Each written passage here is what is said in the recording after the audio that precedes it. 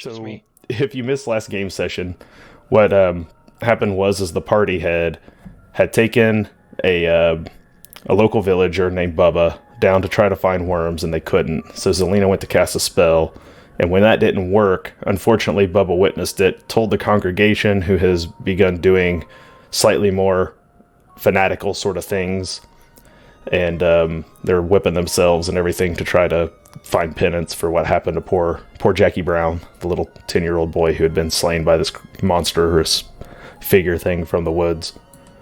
Some part of the party was laid up from some cold sweats that they had come under from another spell that Zelina had tried to cast that went horribly wrong. And so far magic has not worked well for poor Zelina, and now she's about to pay the price because the congregation is at her cabin, ready with pitchforks and torches to take her down to the stake and put an end to this witchcraft, and that should, of course, get rid of this devil that's tormenting their town. And that's clearly the answer, right? So what we're going to actually do is we're going to start tonight for Terra and Treefell, Chapter 5, Burn the Witch, with we're going to start with Nigel.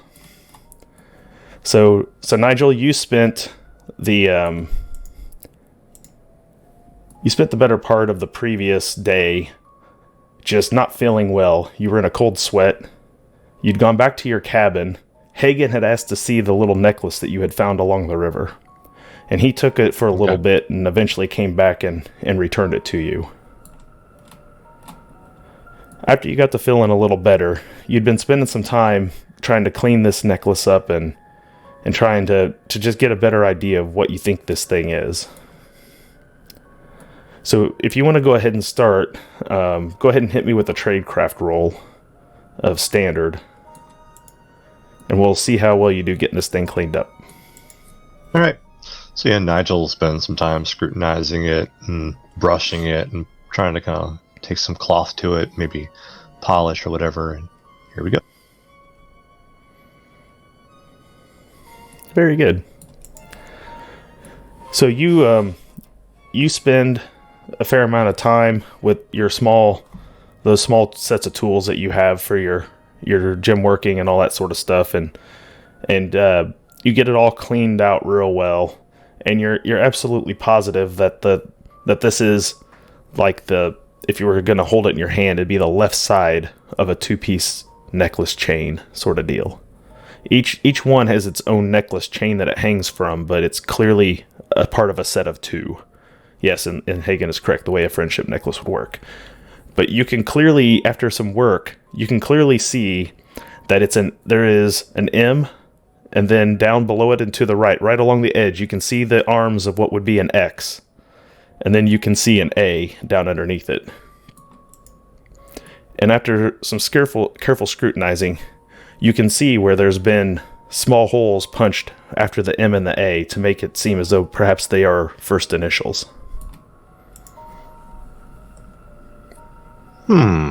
Interesting. Do I recall anyone in town that we've met that has those initials?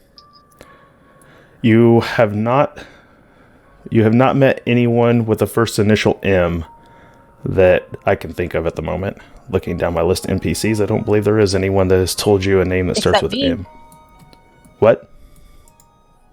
My name starts with M. Well, yes, there is Meraki, but present company excluded, who came with you. There's no other M names in town. There is an A.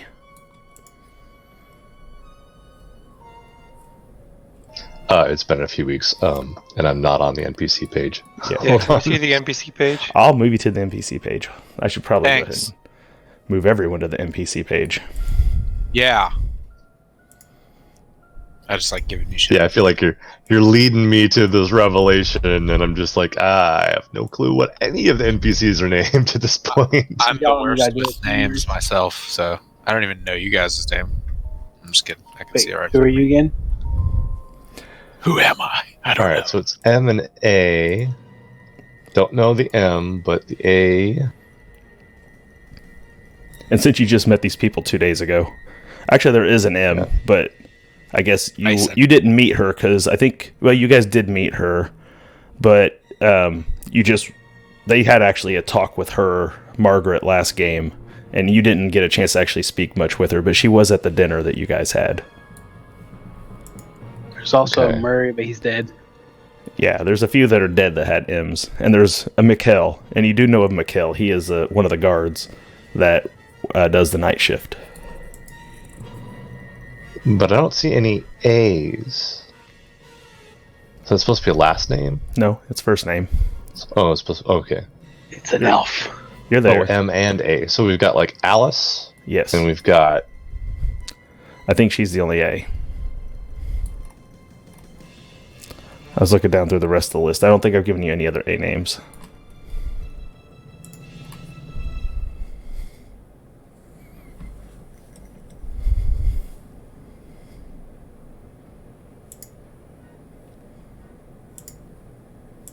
So there's like some crazy incestuous stuff going on here. Hold on. Well, All I see is Michael. yeah. There's not another M on there that you had met yet. Mikkel is the only one. Yeah, that has an M name that's male, but it might just be that there's people in this town you don't know yet also. That's true. This is like only the And this thing looks old. It does not look recent. Oh, okay. I'm gonna try to get. Can I make a nailed tradecraft check to see, like, maybe judging by the materials, or the construction, how old it might be? Okay, go for it. Like, Oh, do you just want to? You mean with your tradecraft roll you already did? Because you did. no, I was gonna do it again. Okay. Nice. Yeah, that's excellent. So after some careful looking, you can tell that this is heavily weather damaged, and it looks like wood, like it's carved from a piece of wood that's been out in the elements for 20, 30 years. Okay. I'm gonna at this point. I'm gonna go ahead and stash that. The only other person that knows about this among the townsfolk was who again? I don't think anyone in the townsfolk knows about it. Your group found it along the river, and if I remember right, you guys picked it up and pocketed it before the other group that was out on the hunt came over to check on you after all the battle sounds were heard. Correct. Okay. And we didn't I show don't it to think you anybody guys showed yesterday- it to them. last time. Okay, and then this happened almost immediately after the attack on the kid. Is that correct? With the Getting my attack on the timing right kid, here? then you guys went to his funeral, and you guys helped build the casket and all that sort of stuff. All that went down, and then you guys started the manhunt that went down to the river. Okay, so it happened during the manhunt. Okay. Yeah. you found it. Cool. Nigel is going to go ahead and pocket that, grab his gear, such as it is, and he's going to head out to where he believes the rest of the group is. Okay. So I'm We'll not tell you what quite you sure. see in just a moment. Next, Okay, we're going to great. skip over to Meraki, who after the incident down at the river, Meraki spent most of the rest of the night extremely shaken up. Not just by what she had encountered, but you just kept replaying how well that you ran that spear through this thing, and it didn't seem to matter much. And that's just something that completely unnerves you. You've never encountered anything quite like that. Then you had cold sweats, and you were feeling ill. The barber surgeon, he did come by and check on you, and he gives you a clean bill of health. He can't find anything actually wrong with you, but he did advise that you spend the rest of the night in bed, and he'd check on you again in the morning. Morning comes around. He hasn't been here yet, though, but you hear other things going on outside. I will go outside. You go outside and you see a congregation of people are gathering in front of the church. I investigate, I suppose. From your cabin, you can see them gathering up there, and they're gathered around Father Enoch, and they're carrying weapons and torches. I'm gonna go up to whoever's closest, I guess. Okay, there's the town's spokesperson just standing over there, right? And What's going on? Oh, this lady turns and looks at you and she goes, "Well, Father Enoch believes that we've found a witch. A witch. Yes, right here amongst us. He's going to take us there now. We have to repent for our sins so the devil can go away." Right. So is he thinking this is what's causing all the strange things in the air? Oh, not just him. Jessup agrees too. And Jessup would know. He's old and wise. All right. Would you like a torch? Yes, I would love a torch. They find a torch and they give you a torch. All right, I guess I'm gonna join the crowd for now. All right, so you join the crowd. We'll move on over real quick to Everest. Everest, the fop. You too had succumbed to cold sweats, and the barber surgeon gave you the same sort of treatment, told you to take a night off, get some good rest. You wake up in the morning feeling much better. You slept like a log. Oh, thank goodness. Uh, Okay. You wake up, and I checked back. You and Hagen are actually sharing a cabin. Okay. So you wake up, and Hagen is there. So Hagen, you and the fop wake up, and you hear commotion outside. Am I aware of what what happened? My character? Your character stayed in bed all day yesterday, so you're kind of waking up Okay. after a very long sleep. Gotcha. The hell's going on? I have no idea. Why are you asking me? I've been asleep the whole time. You've been asleep, old man. I figured it was you making all that ruckus. No. I'm a sound sleeper. Suppose I'll peek my head out then. I'm just gonna kind of reluctantly open the door and kind of look outside, see what's going on. You see a gathering of people in front of the church. They got torches, pitchforks. Looks like an uprising. And I'm going to quickly shut the door, and look back over to. Sorry, I forget your character, Hagen. I'm gonna kind of, with a very nervous look. Yes, there's something. You might want to look at this. I'm not sure what's going on, but it doesn't look good. There's pitchforks and this many idiots in one small space with that much fire can't ever lead to anything good. Pitchforks? Ah, that can't be good.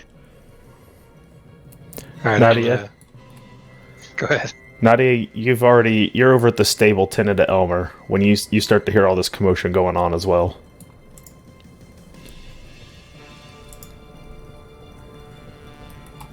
Okay, so I just see a bunch of people going with pitchforks over to a certain area.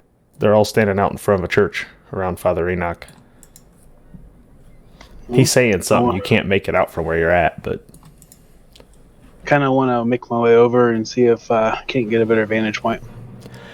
you get over there about the same time you see Meraki walking up and they hand her a torch. She just seems to be hanging out. I'll go hang with Meraki. Alright, you go hang out with Meraki. One of the men there's like, "Here, take a torch. We must bring in the witch." Bring it on. You do notice Bubba standing up there with Father Enoch. I kind of just look at him and shrug. I Nigel, you make your way up there as well now. You come out and you see everything going on.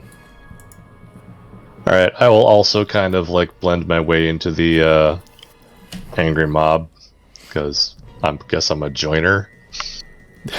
They start handing you guys torches. Since I know Bubba saw what Meraki did, Yeah. I might give Meraki a side look, like something may not be right, but I don't know anything yet. Right. Zelina, Yes. when we left off the last game, of course, they had knocked on your door already, and this is obviously a little setup to that happening. So pretty soon, as they're all standing there, Father Enoch begins to lead the congregation past the cabin where Hagen and Everest are currently hunkering down. And they start marching up towards your cabin. And right before they knock on the door, your danger sense goes off, because that is your merit. Oh, yes. And you realize something ain't right. So I will give you this opportunity before we roll initiatives to prepare something. Whatever it is you need to prepare, you get about a round to get something ready. Whatever it is you'd like to do. Is there a window outside the back of the cabin that I could crawl out of? There's no windows. These are just straight log cabins. They don't have glass. Dang it. So there's no way out except for the front door. Yeah.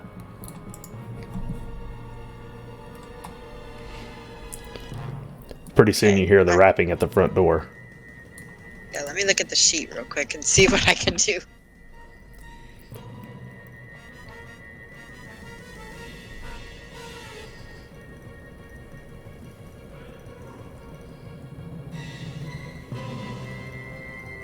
I don't think I have time to cast a spell. You don't have time to cast one right now, but you would have time to grab a reagent or something you thought you might need So, to have it ready for round one. yeah. Well, okay, so I'll grab a reagent and hopefully have my walking cane or my knuckle duster on me too. Okay, I'll let you have that for your not surprise round. What reagent would you like to grab? I think there's really only one that's useful to you, but I'm going to let you pick. Is that the cat-handed grasp one? I think that's... A pinch of lard would be easy to conceal and nobody would notice it. Yeah, let's do... So you quickly dip your fingers in your thing of lard and make your way to the door, and you open it up, and there you see Father Enoch with a crowd behind him. And just like he did at the end of last session, he pronounces that you've been accused of witchcraft, and that you've been found out to be a witch, and they need you to come with them. The rest of the crowd standing behind him. Yeah, it's a witch. On what grounds? On the grounds that Bubba Barker here saw you trying to cast witchcraft down by the river, which is where this thing keeps coming from. This thing, it didn't show up and kill poor Jackie Brown until you and your crew arrived. And I did seriously help bury Jackie with the utmost respect, as well as took part in penance with Father Enoch. She's kind of saying this to kind of the whole crowd, like, she's trying to force them to question themselves. Do you want to get into social intrigue with him? Heck yeah. You need a buddy for that. Hold on, I'm busy thrusting my groin at Hagen real quick. I'll be there. And Nigel will offer, wait, who is it that witnessed? I'm just gonna be like It was Bubba. the suave lawyer, arguing All right. from the stand. So for social intrigue, How does... so social intrigue, I think I just moved you all over here to which tactic you would like to take part in. I'm going to assume during this time Hagen and Everest have time to come quietly walk up to the crowd, not yet making their presence completely known. So what you do is you pick which one of those skills you want to attempt to roll.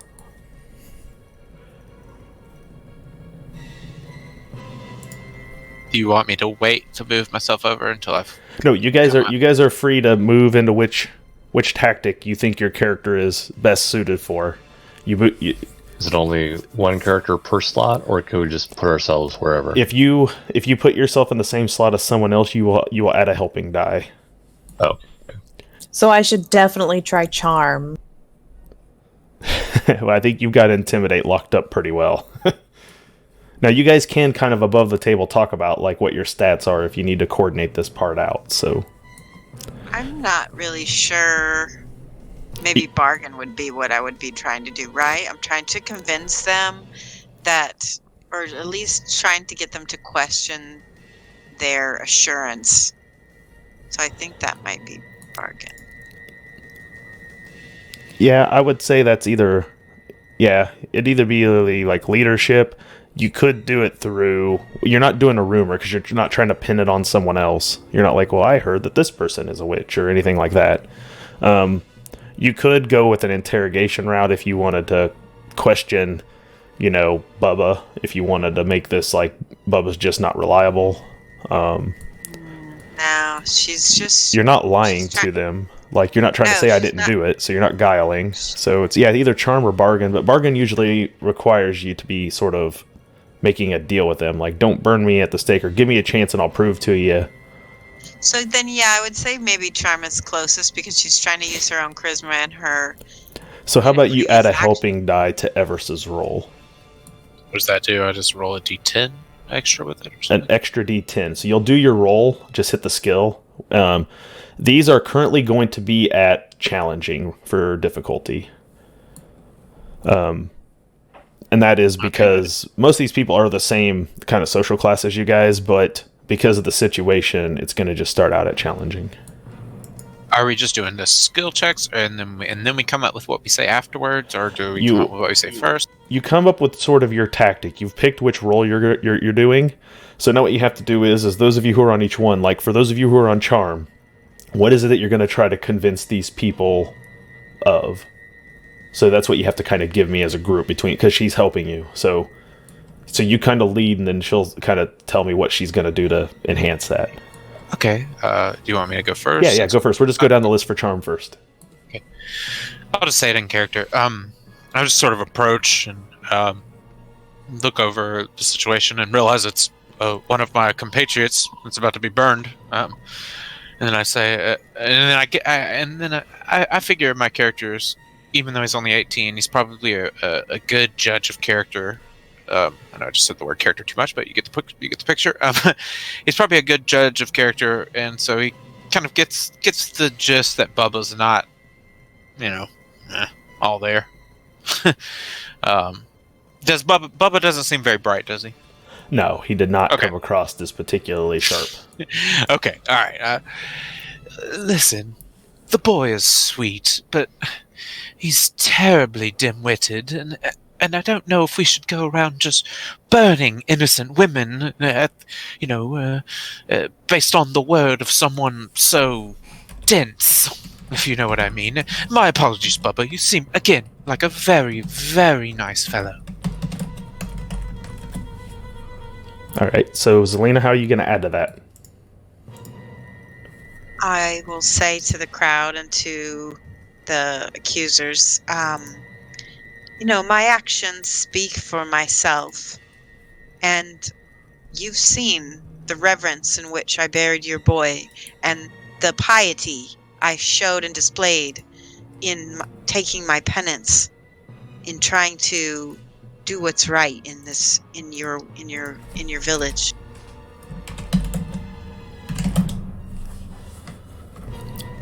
All right, so let's move down to Guile. So Hagen is going to attempt to spread a little falsehood.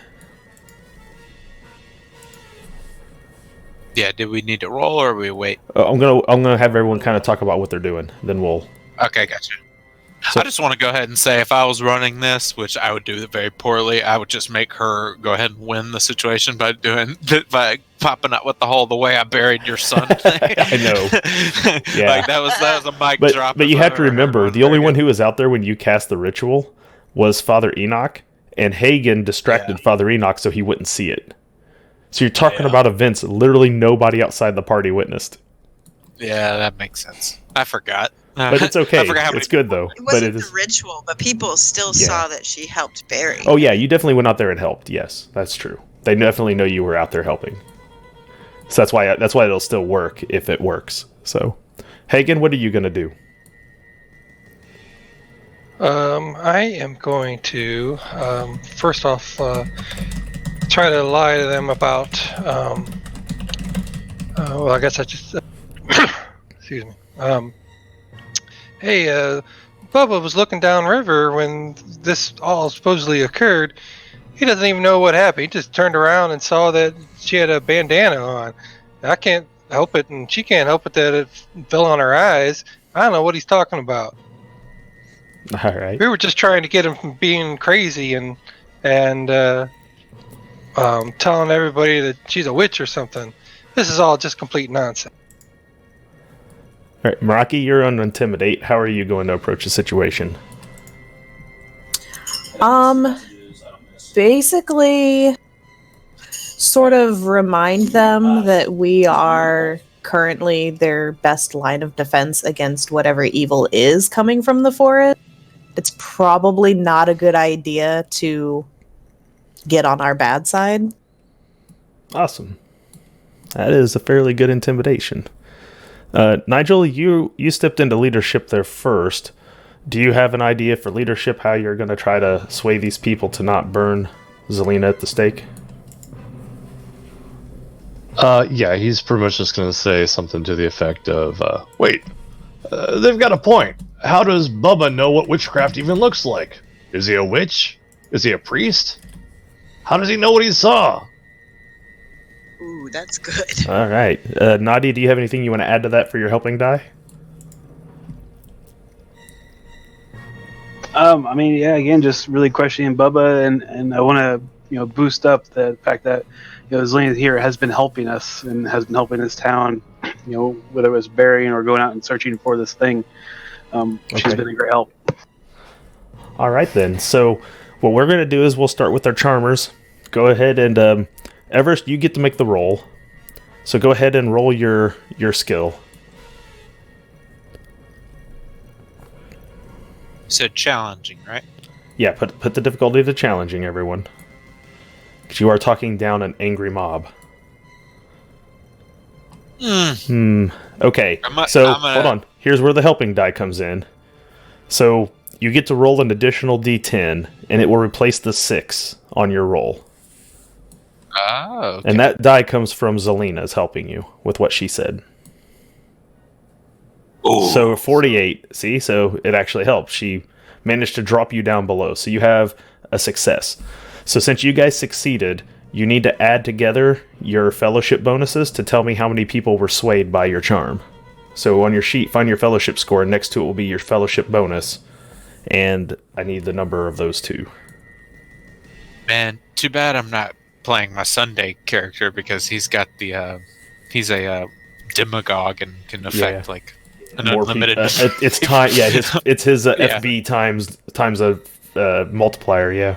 Yeah, it's Is a that lot. under talents and trappings, or is No, that... it's on the first page. It's your last of your ability scores. Fellowship is the last one, and then there's a number in a box there next to your score. So like mine's 5. Yours should be the smaller number next to it, or whatever the tens number is of your fellowship. Okay, score. so it's Probably. I think it's 3 because that's the small number next to the 44. Yeah, okay. It is adjusted by your race, that right? It's adjusted by your ancestry, and then if you had any advancements, the little red dots next to it, if you filled any of those in, it'll bump it back up. So 8 total. So 8 from you guys. Hagen, make your roll. You don't have any help, so you just got to roll good. Go set. Great. Don't forget about fortune. Yeah, if you need it, we can still spend fortune. Oh, he got a critical success. So You don't know nothing. that is 2 times your FB. So what is 2 times your FB? The little number. You got a that would be 39 for your rating, so it's at least a 3. Yeah, it's so 2 times would be 6. Okay, you didn't have any other fellowship bonuses? Okay. Yeah, it says I do. I don't know. You why probably I have an didn't. ancestral penalty or something. Oh, I do. He does. He's -1 for being human, but I didn't know if he had any bonuses back from being a jester. So, okay. So you're 3, so that's I get 6. -1 for being an elf. I guess Yeah. people just don't like elves or something. Yeah, it's like halflings and someone else get like a positive bonus to it. I don't remember who the other one is, but... so you're at a 6? Correct. Okay. So we are at 12 people. Meraki, make your intimidate roll. We had 8, he had 6, so it'd be 14. Oh, so 14, yes. Math is hard. No, I wasn't trying to be like one of those people. I just didn't want to. I just want to get all the people we can get. So we're looking for Meraki to do an intimidate check. Yep, Rocky, make your intimidate check. Did we lose the RP? There she is. No, I'm here. I was scrolling down to intimidate. Yeah, you got to find It's it. in brawn. It's under brawn, because the bigger you are, the more intimidating you are. And you said this was challenging? It is a challenging, rated test. Whoa, they're not necessarily That's listening gross. to you. Would you like to use a fortune point? Sure, why not? You remember last game? Trying to save our points friend here. changed. If anybody's going to kill a party member, it's going to be me. All right. So I moved the fortune point over to Misfortune. Go ahead and re-roll that. Dang it! Come that on. didn't help any. All right. No, But it you didn't. you didn't necessarily sway anybody about being the last line of defense. They must have a lot of faith in their local town guard. Nigel, you and Nadia are up for leadership, so go ahead and make your leadership roll. All right. Now, do you have any points in leadership? Is that why you picked it? Yeah, that's why I picked it. Okay, because it does have a star next to it, so it'd be flip to fill if you're not. Unfortunately, 93 is no good, so you're going to need Nadia's help. And he rolled a 4 for you. Since he rolled it for you, that would not quite make it. So, that, you guys don't get to add anymore. So you guys got rid of 14 people. So this mob that was around 20 people, suddenly, most of them kind of start to pack up and they kind of talking to each other a bit. You hear a lot of whisperings about, oh, maybe this isn't quite right, and they kind of look at Father Enoch, and now Father Enoch, because of your guys' thing, is going to have a very arduous role to try to rally these people back up. While they're sort of debating amongst themselves, can we just yoink her off to the side and get some distance? You could. You might be a little concerned that anything that looks too aggressive at this point might whip them back into a fury, but it looks like people are starting to dissipate. Yeah, let's see how that goes first before we start, swooping in like, some crazy, like Zorro or something. Okay, well, in that case, Nigel is going to take this opportunity of people kind of talking amongst themselves and getting distracted to at least find a better defensive position between them and her, or maybe just near her. I'm going to spend one of my misfortunes to reroll this. Okay. He does get a success, but it's not much of one. So, pretty much over half the crowd is going to go ahead and take their pitchforks and their torches and put them out and start to walk away. But he does have about 7 or 8 people still around with him that still seem like they want some justice done. I want names. So now, if you would like to do initiative rolls, let's get those initiative scores and we'll get this thing started properly. You can go ahead and start putting skulls. Go ahead and get 8 skulls ready, 8 skull tokens ready on the other page. As you look around, you do see other townsfolk are starting to come outside and look around, obviously, to kind of see what's going on. But thus far, you haven't seen any of the other real kind of important NPCs that you've talked to. Gotcha. Where's my initiative mod? We don't get XP for killing It's people. on the We second only get page on 100 talents per and session. trappings at the top.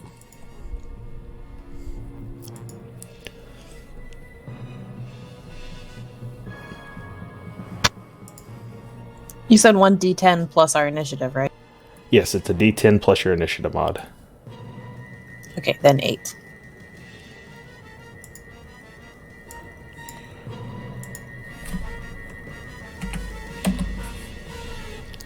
What do the rest of you have?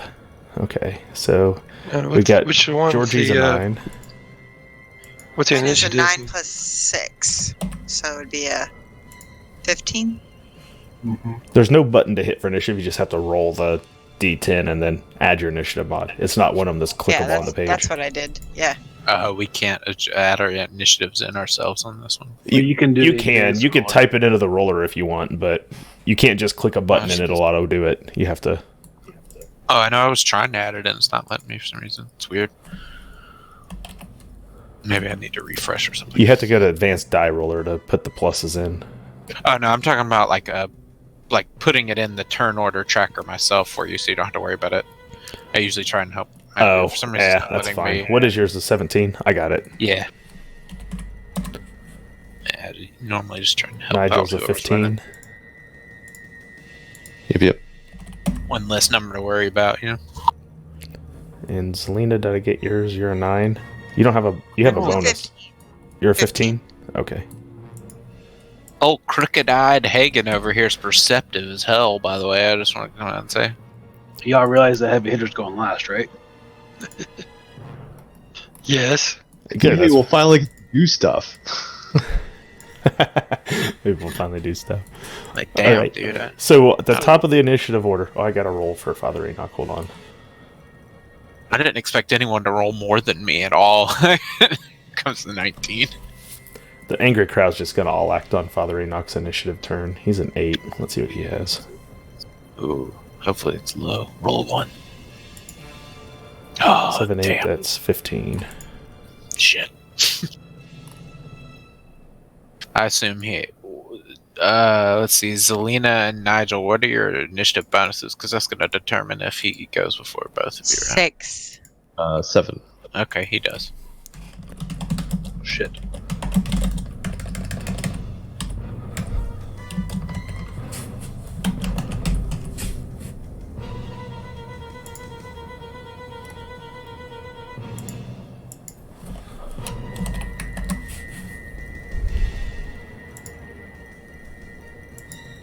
All right, there we go. So we got initiative order here set up.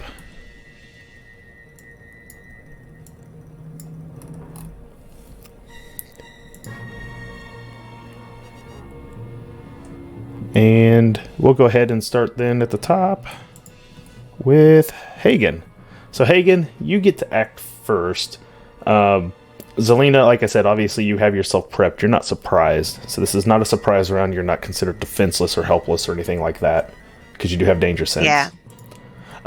But go ahead and Hagen, go ahead and start us off with initiative. What are you going to do on your turn? They look like they're going to attack us. Well, they're armed. They don't look like they're going to attack any of you guys. They do look pretty intent on apprehending Zelina.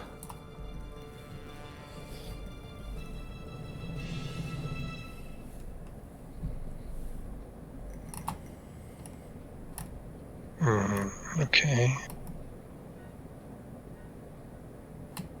This is the perfect time for a series of jokes. Come, gather around.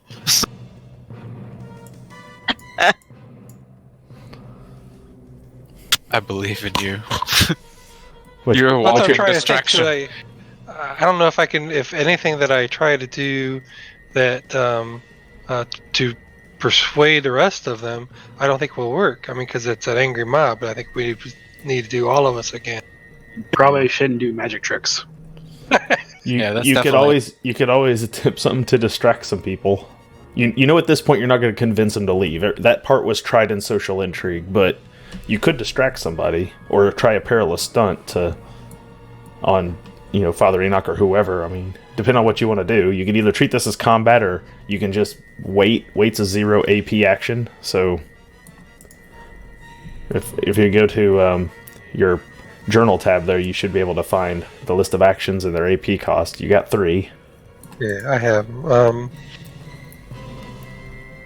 There's other things on there like some of the perilous stunts or special actions or things that you can do that are not true combat. Yeah, I think right now I am going to just take a wait action. Okay, so you will wait. That brings us to Everest. Okay. Using my social acumen, I want to just try and work my way into this angry mob. but towards the back, so I have like a good surprise vantage point in case shit goes down. If that makes sense. Okay, so you want to take cover? Take cover behind the angry mob, though. Oh, okay. Yeah, like I want to basically pretend like I'm joining the angry mob again. That's like So you're attempting stealth. yes, kind of in a So way. make a stealth roll. Are you proficient in stealth? I'll find out. Do you have a skill rank in stealth? I doubt you do. No. Then this is flip to fail. But go ahead and make the roll. We'll flip Cool. to fail it and see how it goes. Yeah. I'm not like I'm kind of trying to hide in plain sight, sort of. Yeah. Pretend like I'm with their call. That's exactly why it's stealth. Exactly. Hold on. Yeah, okay, I'm on standard. We're good. Ugh. Flip to fail. All right, 77. You can't flip to fail a crit. So you critically fail. You're standing there amongst the crowd, like whistling, like they won't see you, like whoo hoo hoo. And there they are, like, yeah, burn the witch, burn the witch. Yeah, burner. Amen. All right, good job. That was. Do you have any other actions you'd Can like I to take take? a free action to facepalm? Yeah, you can face palm as a free action. I'll let you do that. So we'll say that was wait. 1 AP. So what are you gonna do with your other 2 AP? Save them for all the evade actions I'm about to need. All right. So Father Enoch, he has his torch in one hand and he reaches with the other to try to like grab Zelina by the wrist.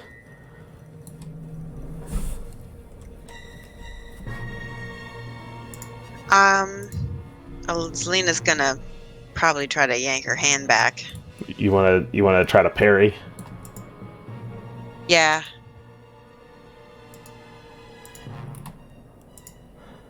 So he's going to make a simple melee maneuver to grab you. Actually, I think it's athletics to grab. Yeah, he's got to make athletics. And you would make a toughness test to resist, or coordination if you want to try to evade it. Evade, so coordination is fine. Is that He- regular difficulty? Oh, I forgot to move his arduous. Hold on, standard. Oh, hey, by the way, I actually can't critically fail because I'm a fop, I think. Oh, that's right. You just regularly fail. So Yeah, okay. yeah, so whatever you still narratively that failed, means. but it's still you're pretty much still doing kind of the same thing. It's just not everybody's looking at you like they were a second ago. But you're right. Yes, as a fop, your Yeah. special trait is that you cannot critically fail social situations. So yeah, you're right. That's Perfect. even though stealth is technically not a social skill, in this case, I will let it slide. Thanks. I did kind of use it like one. Yeah, you kind of use it as a social. So, let me. He failed to grab you, so luckily your coordination didn't matter. He kind of reaches for you, and he doesn't get hold of you, but he's trying to wrestle you. So that'll be his turn. The crowd all starts chanting, "Arrest her! Arrest her!" And they're all waiting for Father Enoch to grab her, and a couple other townsfolk are starting to move up like they may try to help him. Can I take my action now? Yes, you waited, so you can. Alright. I'm gonna charge him and knock him out. You're gonna charge maneuver? Yep. Are you doing a takedown, or are you going for a stunning, or what are you doing from the actions list? The Or just a straight perilous charge stunt attack? of knockout. Okay, so you're gonna run in and you're gonna do a knockout maneuver. So go ahead and knockout says, you can't. You can only do that when a foe is defenseless or surprised, which they're not defenseless or surprised. Yeah. Okay. Chokehold, I guess. Yeah, you could attempt a chokehold or a takedown. A takedown would knock them to the ground. That'll work. Okay. So for a takedown, you have to make a coordination test or athletics test if charged. A foe must resist coordination or be knocked down. So you need to make a coordination test. Or you charged in, so it's athletics. Sorry. Right. So yeah, That's make why I athletics. charged. Making sure I got the rule right here. Yeah, I don't know Is if that you a- see that. Go ahead. Is that a regular roll then? I'm sorry. It's standard. Yeah, standard. Sorry. And you succeed. So he has to make a... What does it say? He has to make a resist coordination or be knocked prone. Where did his sheet go?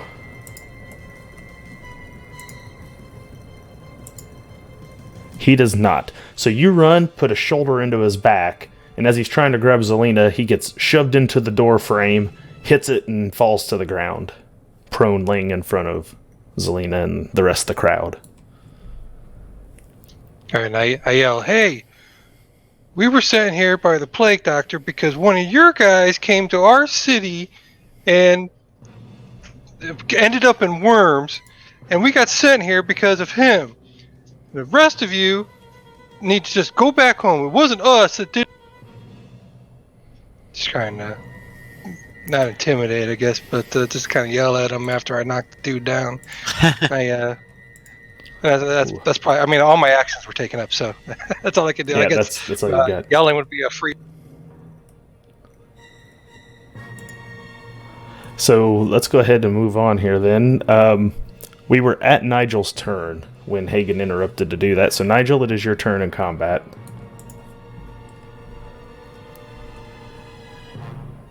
Okay, I guess I'm gonna go ahead and just what's the... Hold on, let me find out.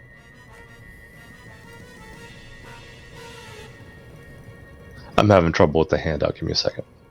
I know, it is a little hard to read. If you click it, it makes it full screen, and without messing up the pixels. Yeah, I was trying to do it on my secondary monitor, and it was just too small, so I had to go back. Okay, so I would like to just use inspiring words Okay. to back up what Hagen just did, and just be like, "That's right, we were sent here. Also, you don't just go murdering people. That's not civilized." All right. So go ahead and make your leadership test. This is kind of following up what you just did with your social intrigue. Is that challenging or no? Yeah, that would still be challenging at this point. We're just trying to take all the chances we could get to solve this before it gets to Meraki's turn. Are you saying that you think that there's a Slayer coming up soon in the initiative order? No, maybe we Yeah, all fuck. should just wait. Let's just try and resolve this. Would you like to spend a words fortune first point? before she kills everything? Yeah, I'll do that. You get the same XP per There we go. regardless. That's much better. That is nice. But I need more tick marks on my KO count sticky note. Gotcha. Okay, that's fair. And I'm going to go ahead and do a wait. And then if necessary, I've basically I've got a subdue in my back pocket. So first person who tries anything violent towards her again is going to get a subdue in their face. I have a question. All of these people are low-born, right? Correct. I would say.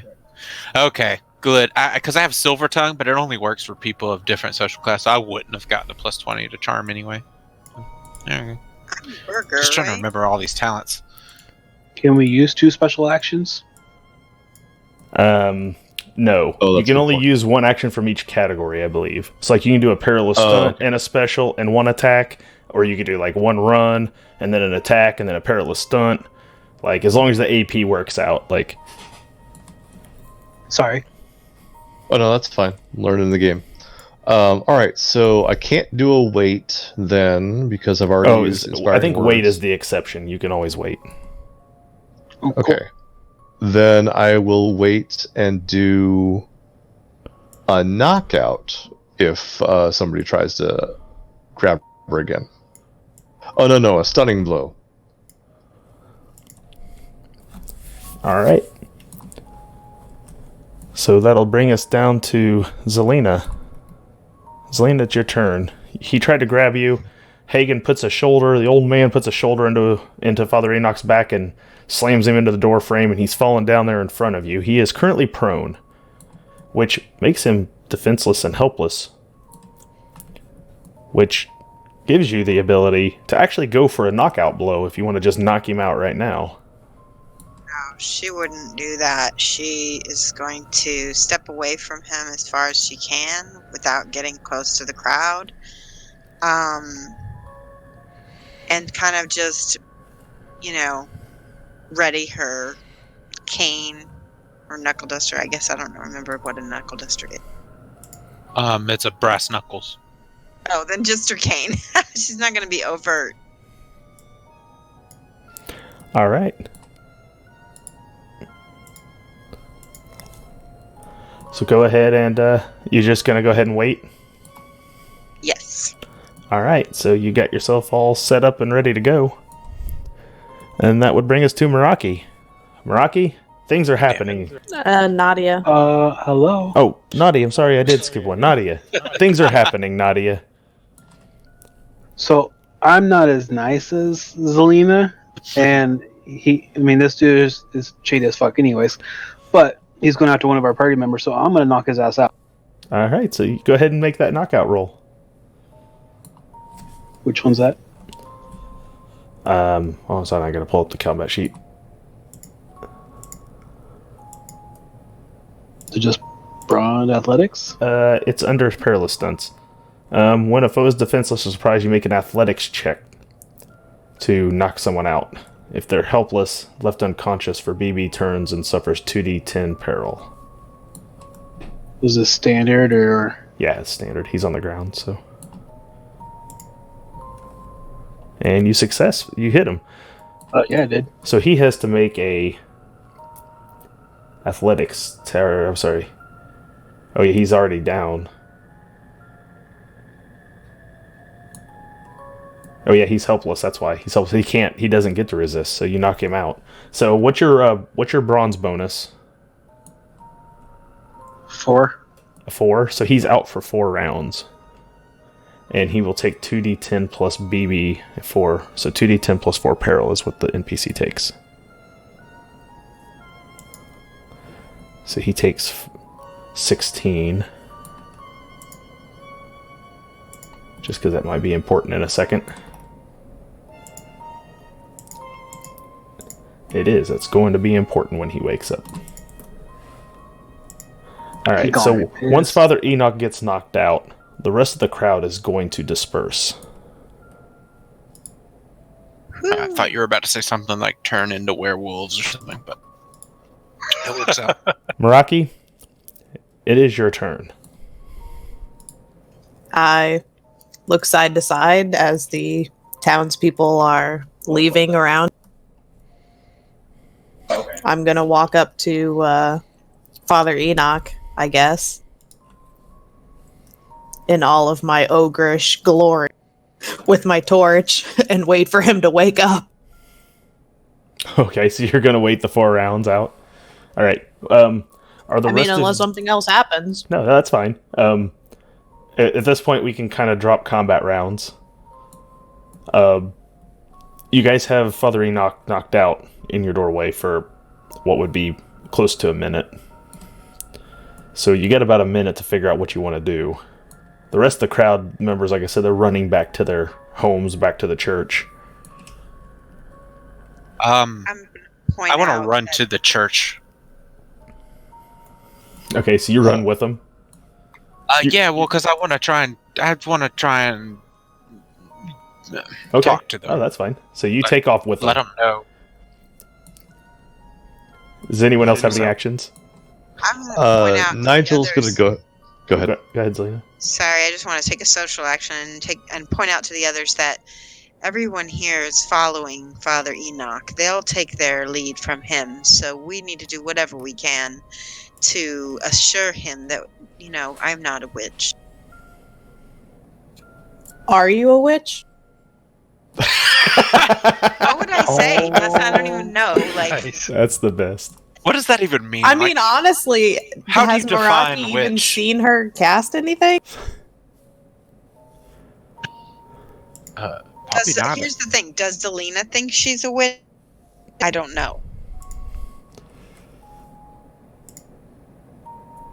Someone's internet. Is that me?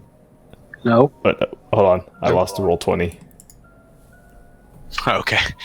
I just saw that shift out of the corner of my eye, and I was like, "Well, Nope, something's I happening." just lost roll 20. That's all. Hold on. So we didn't lose stream and everything else. No, I Quick, didn't. I don't move think all I the lost the fortune- stream or anything. I just lost that. That's all I lost. Was just that just went away.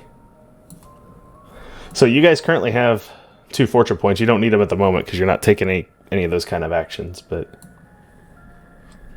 All right. So Nigel will say something to the effect of, perhaps an act of kindness is in order, and he'll try to start picking the elderly man up, and it's like, let's go ahead and just take him to his bed and tuck him in, so that we're doesn't look like we're trying to cause harm here. We're actually helping him.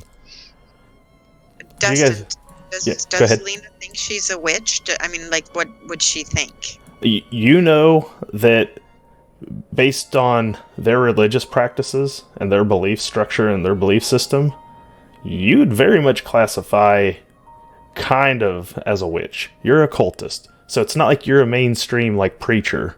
So it isn't like you go to like you follow a set of beliefs that's like the norm.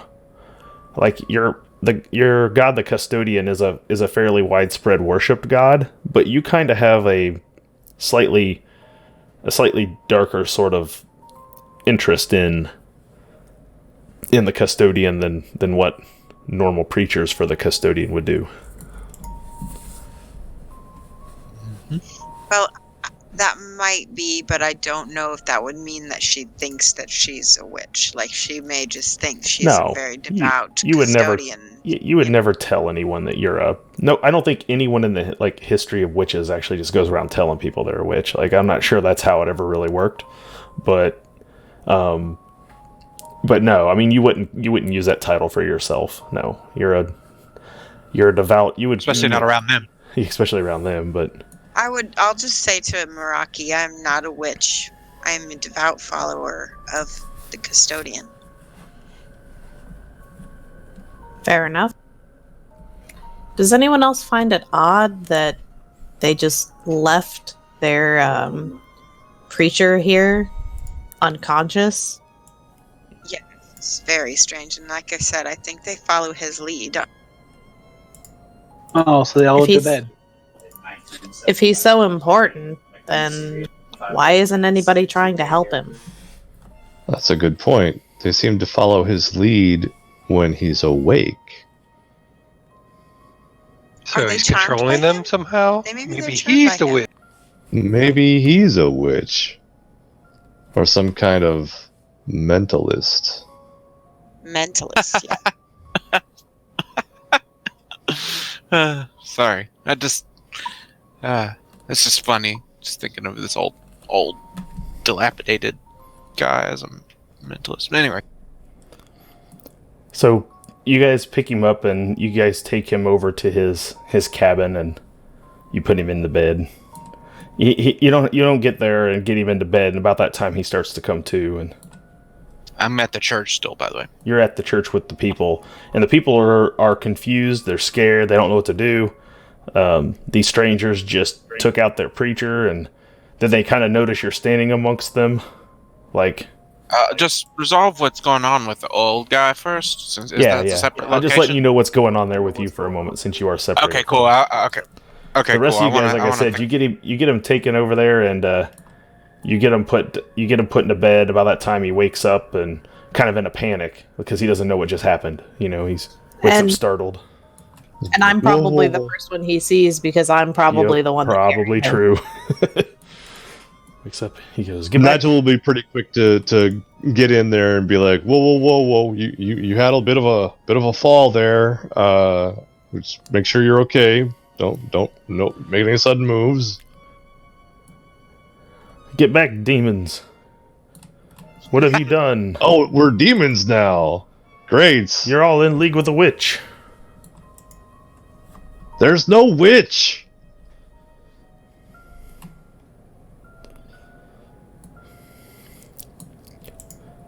You guys are gonna curse this town. Sounds like the town was already cursed. They're all just good people. They just want to see this go away. Well, then maybe collaborate with us and let's try to find the real cause. I mean, the plague it's doctor obviously sent here not us us. here for a reason. Yeah, exactly. Plague doctors. It's what's going wrong with this world. Everybody turn into some masked man or woman in some big city somewhere, making up laws and carrying out doctrines. They forgot what it's like here in places like this. They forgot who the real powers in this world are.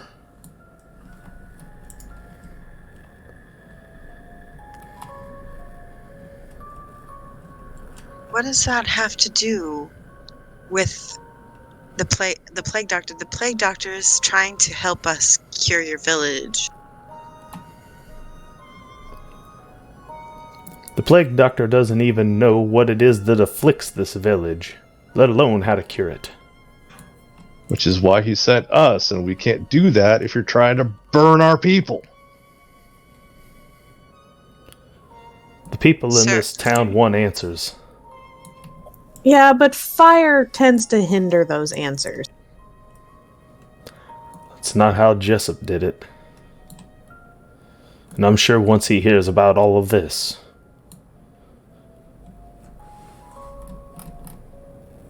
About that time, you see Mayor Herbert Brown comes to the door.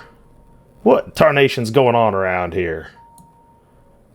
Me and Mikhail were out finishing the morning round with Lawrence Stauncy, and all of a sudden I hear something about torches and pitchforks and burning people. Apparently, Bubba claimed that I am a witch, and this, and then the I can't remember what he's called. Is the deacon or the Father Enoch is the... Father Enoch here got a round of people and decided to burn me without even speaking to me.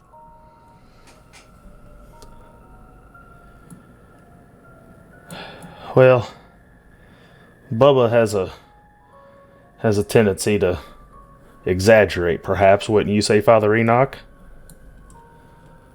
He goes, but he's never been a liar. And he knows what he saw. He probably didn't understand what he saw. All right, well, let's just calm all this down and let's get back to work. We only got a few more days to get this thing figured out before you guys need to start heading your way back to Huttenberg to report to the witch doctor, or to the plague doctor. And we still haven't got hardly one lead as to what it is that's actually going on around here, or what the hell that thing was that you guys found down by the river.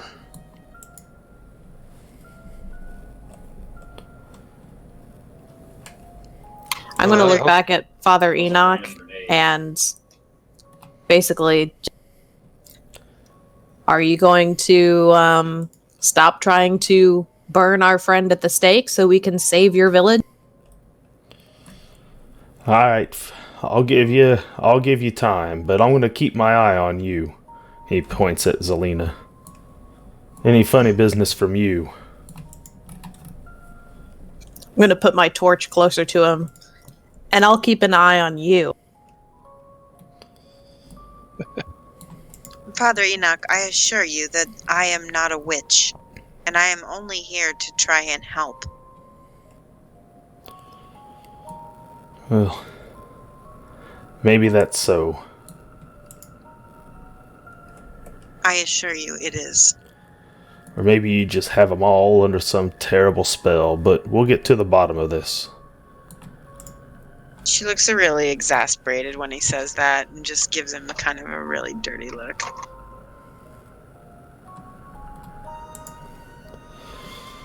Alright then, so if no one's gonna burn anyone today, like civilized people, can we get back to talking about what we're going to do about this thing down by the river? Yes. Alright, good. Now, it comes to my understanding that you guys are here obviously to figure out what's causing all that commotion, right? And you went down there with Yes. Bubba, and then when you came back, what is it that you saw down there? What happened? Tell me. Bubba didn't come to me; he went to Father Enoch. So what's going on down there? Well, we didn't see any worms, and we tried to find them, but we weren't able to. And there didn't seem to be much life of any kind down there, let alone the worms, anything else. Yeah, we got this weirdness, like something was there watching us the whole time too, which kind of maybe set off Bubba too. I don't. Well, all right. So in that case, We did find this charm bracelet. Seems to be about 20 years old. Here. This is what it looks like. you show it Pulls to it him. out. You show it to him, and he looks at it, kind of puzzled and confused. Well, what does this got to do with anything? I was hoping you might know. Clearly belonged to somebody. Well, it may have belonged to somebody here in the village. Maybe our culprit dropped it. Maybe our culprit stole it from somebody. I don't know. It looks old. Maybe we should take this to over to Franklin. Maybe he's seen something like it before. Yeah, all right. So you guys make your way over to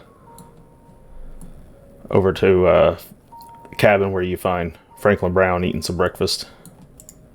He looks up there and he goes, "Was all commotion out there?" Oh, just hysteria. People looking for someone to blame instead of investigating. Townsfolk All right, are anyhow. quite up in arms over the recent death, and I think it's got them extra sensitized. Well, that's understandable. Yeah, while we were out looking for clues, we came across this, and I'll show him the bracelet. He you have any idea what this might mean? He kind of glances over from his oatmeal, kind of looks back down, takes a bite, kind of pauses for a second, kind of spins around over at his chair. He goes, "Bring that over here." I do. He kind of takes it from your hand, looks at it. Goes, "Where'd you find this again?" I turned to the group and I'm kind of like, down by the river? Down by the river, in the river, or across the river? Well, I'm not the one that picked it up, so I kind of turn to the... Who is the one that actually found it? I think that was me, and I have an eidetic memory, so... It was definitely you. Yeah. It was during our encounter with the thing in the wood. Yeah, it was right after, wasn't it? Yes. Mm-hmm. Yeah, right after you encounter the thing in the woods. So that would have been the far side of the river. Right, so I tell him, we found it in the far side of the river after that man ran off. Because obviously we're not going to say it was a demon or whatever else. We're still not sure what it was. But, yeah, we found it in the rubble on the far side of the river.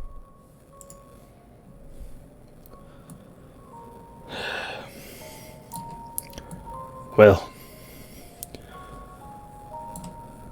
I'm going to have to take this into evidence, don't you think, Herbert? Get Lawrence up here. We may need to form us up another posse again. Thank you for your help. This is He hands it back to Nigel. He goes, never mind. You know what? You keep it. Okay, but What does it mean? Like, why does this warrant another search? Well, I'm gonna have to talk with Jessup. That's all there is to it. Just don't go showing that around to anybody now. I gotta go. He kind of starts to stand up, leaving his oatmeal there, and looks at his brother Herbert, who's the mayor, and Herbert's looking at him like he has no clue why. He doesn't understand his brother's actions suddenly, and his brother stands up and just kind of pushes past you guys, and he just kind of beelines over towards Jessup's house. Watch him, make sure that he goes straight there. Herbert looks at Nigel. He goes, Nigel, he goes, I don't know what's going on with this thing, but don't you dare lose it. Yeah, it smells like a small town, typical BS, really. I don't know what's going on here. Why is everybody gotta be so secret or up in arms or trying to kill people?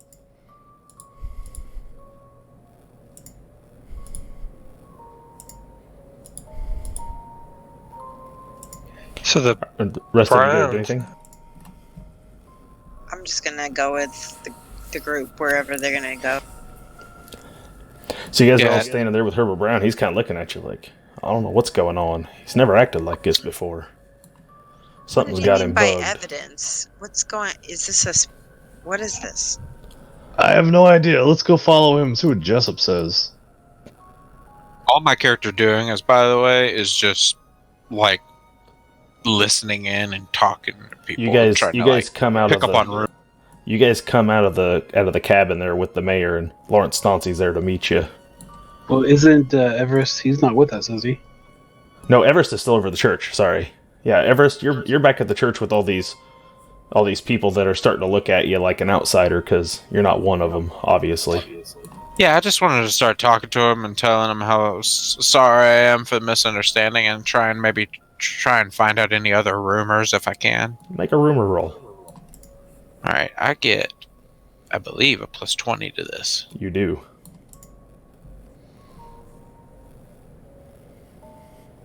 Yeah, worldly. Okay. So yeah, I just want to dig up some rumors basically from this crowd of people while they're off doing that. In a sort of passive way. Just give me a second. So I'll just set it to easy difficulty. Is that probably the easiest? Yeah, that's fine. That's the easiest way to do it. Oh, barely, but still passed. Okay. So you kind of talk around amongst the people, and they talk about, how weird things like this happened the last time when that grave robber went and disturbed those graves out at the cemetery, and then they had to run him out of town. Then they found out that Jessup's wife was a witch, and all these horrible things that happened, and it's been such a quiet town for so long, and they thought all these sorts of witchcraft was gone, and then these strangers come to town, you people, and all of a sudden everything comes back, and Jackie Brown dies, and the people are all just a buzz about all this. How did you know that his wife was a witch? Well, there was a display. Of magic? It was a long time ago, but that's what the people say, yeah. Not quite sure I even know what I'm looking at when I see magic, So it's kind of odd that you all seem so sure yourselves. Jessup's trained in these things. He knows what it looks like.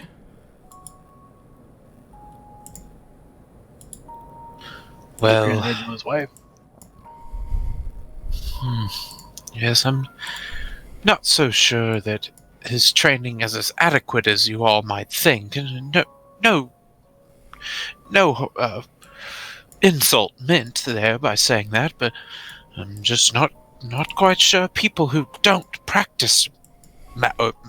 Sorry, I'm not quite sure people who aren't witches are extremely capable of telling what magic is. I just yeah. There's Maybe a they bunch. don't have the Some people experience. kind of are hearing you. Others are kind of like, I don't know. Well, it was good talking to you, and I've worshipped the same god as them, so I'm gonna kind of pull my. Well, I don't. I actually just have the holy symbol for Right, bribery. the God and- Emperor. Yeah, you have a God Emperor holy yeah. symbol on you. Yeah, so I pull it out and say whatever, praise be unto the God Emperor, amen, and then just sort of make my way out, look for my friends. All right. As you come out, you cross paths with Bubba. Oh dear. Bubba's like, look, I'm real sorry for the trouble I caused. But when they tried to give me these silver coins to stay quiet, I thought I knew for sure. They just didn't. You must understand that they're just trying to help the people here, and sort of, when you go and tell them falsehoods like that, and it makes it difficult for us to assist. I just thought if they were willing to give me that much money to be quiet, that it's something I needed to tell. That's all. I didn't mean any trouble. Are you a rich? You're right. Man? I don't even know what a witch is. I knew that I've never seen this much coin in one, at one time. Like, we don't even use this stuff around here. So you're clearly not a rich man, and you are within trading distance of Huttenberg, I see, but hear me out, is a location that does use the coinage, correct? Well, anyone who goes to Huttenberg doesn't come back, so, I mean, most of them takes coin with them if they got any. That's true. Well, do you ever have traders pass through? Merchants? Traveling? Our bailiff, my buddy Leonard, he'd make a trip every now and then to take tax money and stuff. He'd come back with goods and stuff every now and then. Occasionally we might get someone up here for some lumber shipments, but they're few and far between anymore. Well, you see, maybe we're different. Maybe we're from different stock, I being an elf, you being a normal human. But I personally would have considered that gold a gift of charity. Possibly these newcomers were trying to assist me. You see Franklin Brown come marching out of his cabin, and he's beelining up toward Jessup's house. You see the rest of your party mates over there kind of hanging out with Herbert Brown, the mayor, kind of looking puzzled. I'm gonna kind of hasten my point and just sort of pat him on the shoulder and just say, just think of it next time as if someone gives you money, maybe they're not up to something strange. Maybe they're just trying to give you a little coin to help you get by. He says, "All right. Like I said, I'm sorry for what I did. Maybe I jumped to conclusions." Yes. Go read a book, lad. It could assist you in life. I'm just gonna kind of awkwardly walk off from this guy and head back over to your group. They're all standing there kind of puzzled, looking around. I'm gonna walk up to him and then act like I didn't really leave. Just sort of, oh, hello. How's everyone doing? Any new leads? Looks like it. We showed that friendship necklace thing over to Franklin, and he took off over to Jessup. So I don't know what it means, but I guess we're going to find out here in a little bit. I'm a little unsure if this had come up before in our discussions with these simple folk, but were we all aware that some sort of grave robbing took place here at some point, and it caused a witch burning as well? Because I did hear something about that back at the church. The details were a little light, so I don't know much more about it than that. No, but he did take the necklace from us and say that he was going to use it as evidence, and I'm wondering if that's connected. Well, apparently I'm not quite sure if a grave robber was burned at the stake or if a grave robber was driven out of town or something, but it could come up. Again, I was barely listening. These people are so dreadfully boring, it's just hard for me to keep up with them. Well, from what I gather, Jessup did burn his wife at the stake. Oh, yes, I heard that as well. Herbert Brown starts shaking his head. And apparently it was because of a display of magic, even though I think these people in this town, and I'm like looking at this Herbert The grave guy robber, when you I said, said. Now I know what this is all about. What's it about the grave then? robber? Yeah. Years ago, we used to have us a grave digger. Used to do all those sorts of work, out at Cemetery Hill where we buried Jackie the other day, right? I mean, Yes. he used to watch over the cemetery, do the grave digging when we needed to, and Jessup suspected him of grave robbing. So him and the other elders, Terrence Mars and Murray Pinkston and the Barker boys, they ran him out of town, which broke poor Alice's heart. Seems a bit excessive. What was the grave digger's name? Oh, what was his name? Milton Philibrand, that was his name. Milton.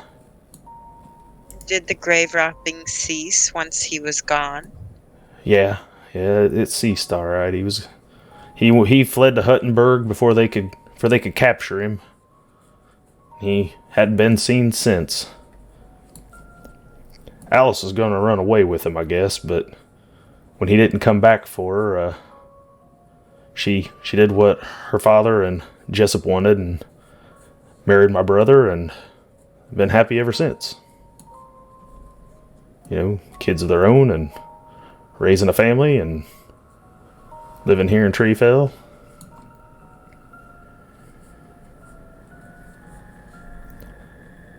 I mean, you suppose that thing that came back is Milton?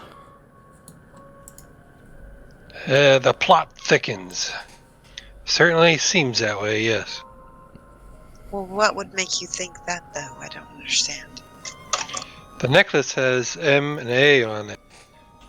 Milton's sure fits, and Alice sure fits. I've never seen that thing before, but maybe we need to go have a talk with my sister-in-law before Franklin gets back. And that would provoke Franklin to run off so mad too. I think that's a good idea. Let's go. All right, I follow them. Same. All right, give me a Yes. second.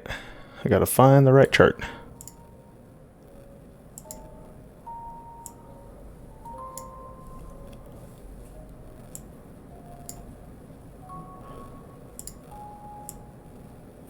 Everest was probably like, right, adjusting his so- clothing while that was Oh, the conversation. I gotta adjust it for the viewers.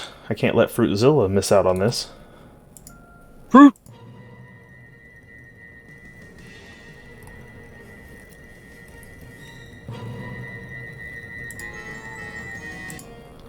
All right, so one of the systems that you can do in Zweihander, it's kind of a fun little system to kind of play with, is whenever you want to work on an active conspiracy, which is sort of what the players have found themselves drug into here, they can begin to start to kind of make a small little grid of who they believe is behind the whole thing, who they believe is kind of in the middle of it all, and who the henchmen and accomplices all might be involved in this sort of deal. And so as you get, as you find clues, every 3 to 4 clues or so will give you kind of a lead. Every few leads can lead to a revelation. And so what the players kind of have to do, and why I've moved into this chart, at least for the meantime, is they got to kind of start moving the little tokens of the different NPCs around to where they believe this whole thing sort of works. So what I did was I've got a shadowy figure there, because that's the thing they've been fighting, and I put him at the center for the moment, but that doesn't necessarily mean he belongs there. So this is just sort of a worksheet as you guys are investigating this that you guys can use to kind of, and I think you guys have the ability to move all those tokens. I think I opened them up for everyone. So Nope. I did Can't- not. all right, well, fine. Well, if you have some ideas on who you want where, you just let me know and I will move the appropriate token. as you think you start to unravel this mystery. The little girl is definitely a mastermind. Yeah, totally. I was gonna say Bubba. I don't think Bubba's on here anywhere because I feel like he is probably not smart enough to be able to lie to me efficiently. So I just clicked on Bubba. His token I is knew represented, but go ahead, Shosh. I feel like Deacon or is one of the masterminds. Father Enoch. Think he's a mastermind or just a henchman? Henchman, I think. I feel like there would still be somebody above him. I think that the mayor or whatever the hell he is suspiciously, like, just oblivious to a lot of the going ons with these people Do you have burning any? people alive. And What do you guys believe are your clues at the moment? He's shady as fuck. I get bad vibes, man. Okay, I think we've covered that Father Enoch is a shady mofo. Are you talking about the mayor now? Man, I don't know. I just get bad vibes, man. You haven't gotten good vibes from anyone in this town yet, except the boy who died. He was cool. I like the girl too, even though she was a little annoying. But So can you just do a quick little click on each marker so we know who all is on there? The suspects. There's a lot of people over here at the moment, and there's even more NPCs I didn't put on here, but these are some of the most notable ones. This right here is the mayor. I lost audio. You totally cut out. This is the mayor right here. I'm going to click on him. Okay.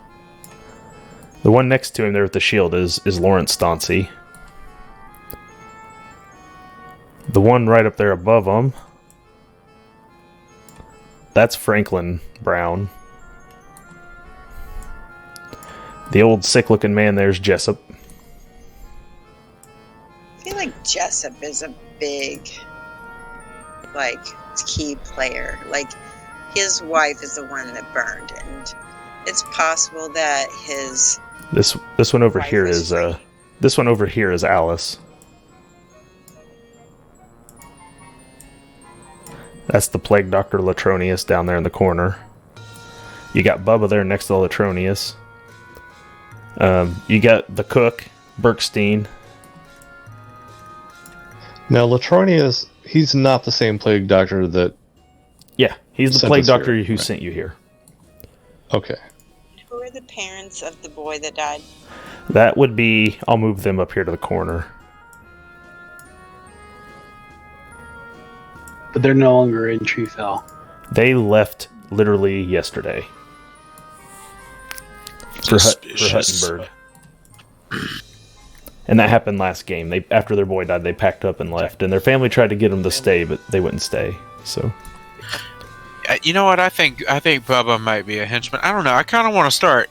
I mean, my character would probably just have some gut vibe about Bubba at this point, and I maybe want to kind of just keep an eye on him and kind of just sort of feel him out.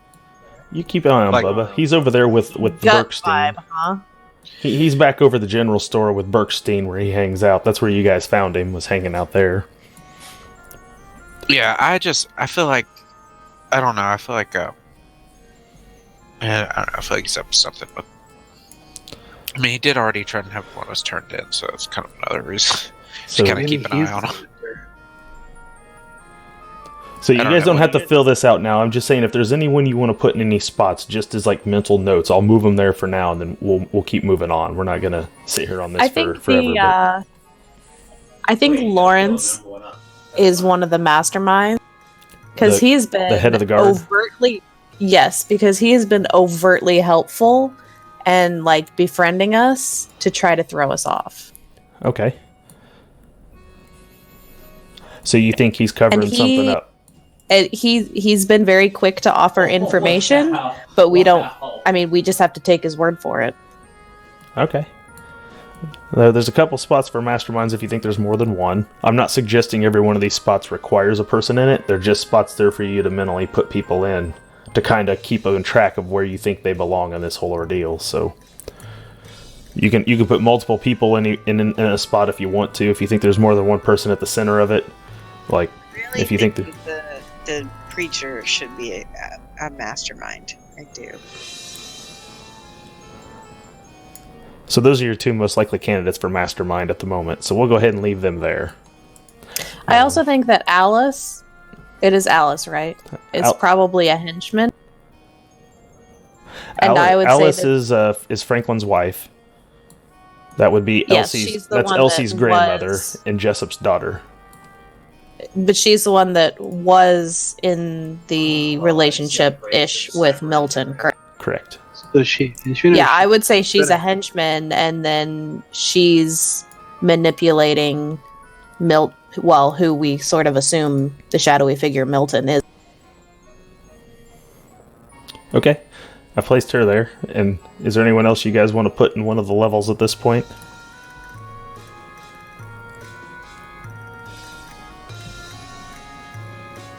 Yeah, I'd say like for accomplices, definitely the was the Barkers.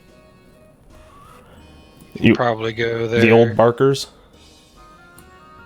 Yeah, the ones that helped get rid of Milton. Now that was 30 years ago. Because that's when Alice was a younger woman. So if you think it goes back that far, which it could, then that would really change who your masterminds are at this moment. Because Lawrence Dauncey's only 20, in his late 20s, early 30s, and Father Enoch's only been in Treefell for about 5-6 years. So if you think that necklace has something to do with it and the running out of Milton Philibrand out of town, that was 30 years ago. You need some older people involved in this if you think it's going to be those people. I think you maybe swap Father Milton or Father Enoch with Jessup. I think Jessup's been there longest and had more drama surrounding.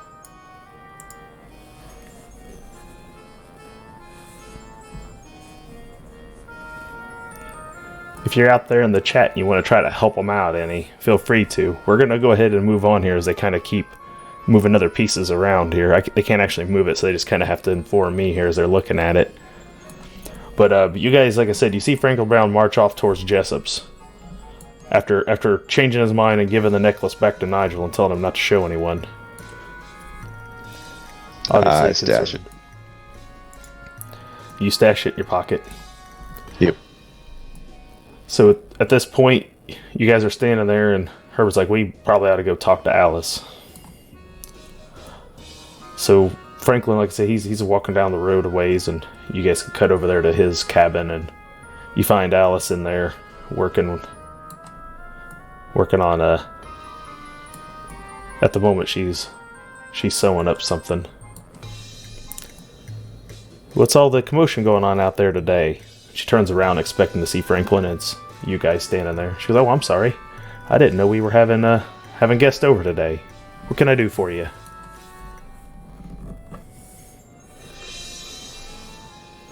Well, we have this necklace thing here. We want to see if you knew anything about and what necklace? Wait. I point at Nigel. What? Uh-oh. What are you talking about? Herbert kind of looks at you and kind of nods at you.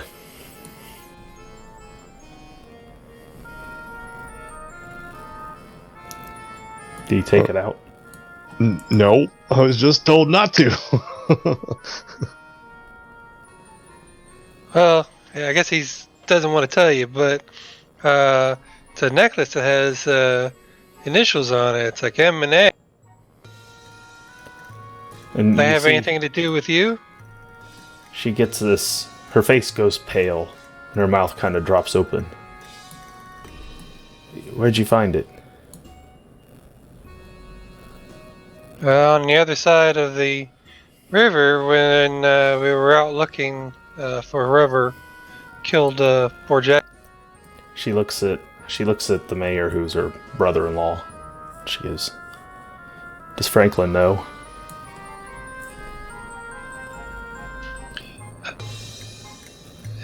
Yeah, he knows. We Herbert showed kinda it to him shakes his head, first. Yeah, he kind of shakes his head. Yeah, Franklin knows. She says, oh my. Has he finally come back after all these years? Why is he coming back now? I mean, I'm married. We have kids. I can't leave with him now. Did you... Does she look conflicted? Does she just Yeah, look she like... looks very conflicted. She brings you guys inside, closes the door behind you. She walks over and pulls out a small chest and kind of digs through a few things and pulls out the other half of the necklace. Milton carved these for us a long time ago. We were teenagers back then, you know. He was dashingly handsome and, you know, what can I say? I was ready to run off to Huttenberg with him. Things in Treefell weren't going well.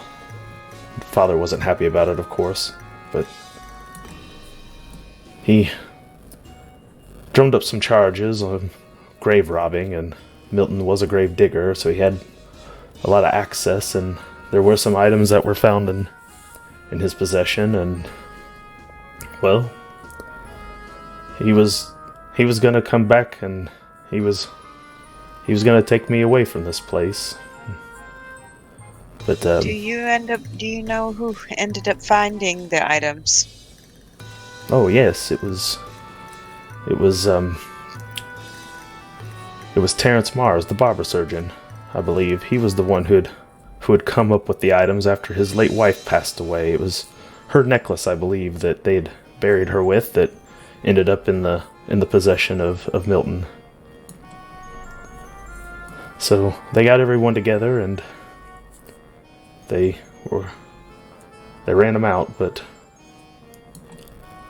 unfortunately, I mean, I don't know, he never came back like he said he would. And I didn't think I'd ever see the other half of this necklace again. But it doesn't make any difference now. It's all the past, right? Are you sure they ran him out of town? Well, And he's not... Maybe something worse happened and what we found was what he left behind. Are you accusing my father of something? Yes, I don't possibly. know. Did your father have anything to do with anything? I mean, he's a strict man and he has his moral code, but he's not a murderer. Murder is against the tenets. He couldn't do anything like that, could he? Listen, I don't know what happened. All I know is that we found this necklace in a place where it probably shouldn't have been. I don't know the reason why it was there, and I'm not accusing your father of anything. But you seem to think that there's a connection, so tell us more.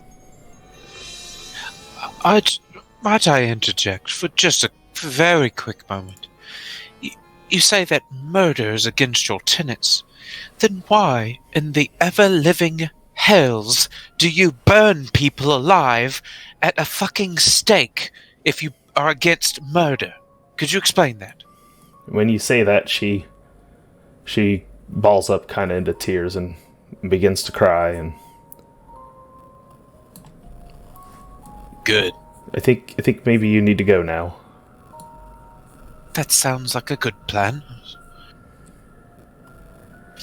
And maybe not just from here. Maybe you need to just go away from here completely. Wait, who is saying Unfortunately, this? we can't. Alice. I thank you for bringing this back to me, but I don't know who you think you are to come in there and accuse me and my family of things like that. I don't recall any There was accusations no being made. Why does Yeah, everyone exactly. in this town jump to conclusions? Oh, I Because they're hiding something. And Nigel grabs the thing back and huffs out the door. Do you He's think gonna both say- pieces? No, just the one we Just the one found. you found. Okay. He's not a thief. But You didn't never get it back. You didn't never get it out because you kept it hidden. Because I was explicitly told Yeah. not to show it to anyone. Right. So And you didn't. Herbert Brown, he's trying to calm her down. He just kind of motions you guys to leave the cabin while he talks to his sister-in-law and tries to get her to calm back down.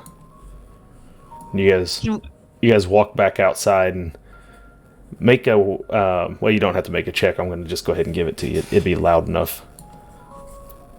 You hear horse start to run back in towards town. You hear Lawrence. It's Lawrence Stauncy. He's on a horse with Mikhail. He shouts out a command. He says, "Wolves are on their way. Wolf pack, I tell you. They've gone mad." Fantastic. This Ready was your getting arms. boring. Can we take a minute and talk about our conspiracy chart again? Do you need a second with the chart before the next event starts? I just want to know what the group thinks because I feel like this is really sus. I think that we don't have nearly enough information to make any conclusions yet. We've barely gotten the motivations of 4 people. I just think we should watch our backs because even the wolf attack is suspect at this point. Yes, The wolves have motives. I think that somebody went out and angered a bunch of wolves so they could get us into combat so they can stab us in the back while we're fighting. Or maybe they're just crying wolf. Get it? Oh. Oh, man. And then they lead us to That's a trap. devious. I wish I had thought of that. That'd have been a good plot twist. God damn. Yeah, that would be pretty good. Okay, so put the wolves under the accomplices. Yeah, you got some wolf tokens we can throw. We're going to need more wolf tokens. We're going to They're need all more over the wolf place. tokens. Nope. So you guys are still in the chart. I went back to it. I was on another screen, actually. So did you have more people you want to move around here at this point before we move into combat real quick? Or do you want to do that between games? Because you guys can see this between games. You just can't move the tokens, I guess. I can work on that Okay, in who's- between games, but... Yeah, just leave us on this page in between games. Well, yeah, I'll move you back to this page so you'll be able to see it when you come in between games. But if there's anything you want to do right now, I will move it for you. Who's the brother-in-law? The brother-in-law is the mayor, Herbert, right here. Ding. Okay. Can you That's put Bubba at the bottom of the henchman list because I Yeah. want he's that kind of a maybe for me. Okay. He could be faking the whole idiot thing. Yeah, exactly. I mean, I say that he's probably too dumb to lie to me, but I also didn't roll a scrutinize test when talking to him, so I have no idea. I think Yeah. the mayor is probably on the henchman or maybe an accomplice line because if he's close with Alice, see, I think Alice is maybe even a mastermind. Maybe even switch Alice and Lawrence at this point. That's Yeah. just me, though. I also think that Alice just implicated her father big time somehow.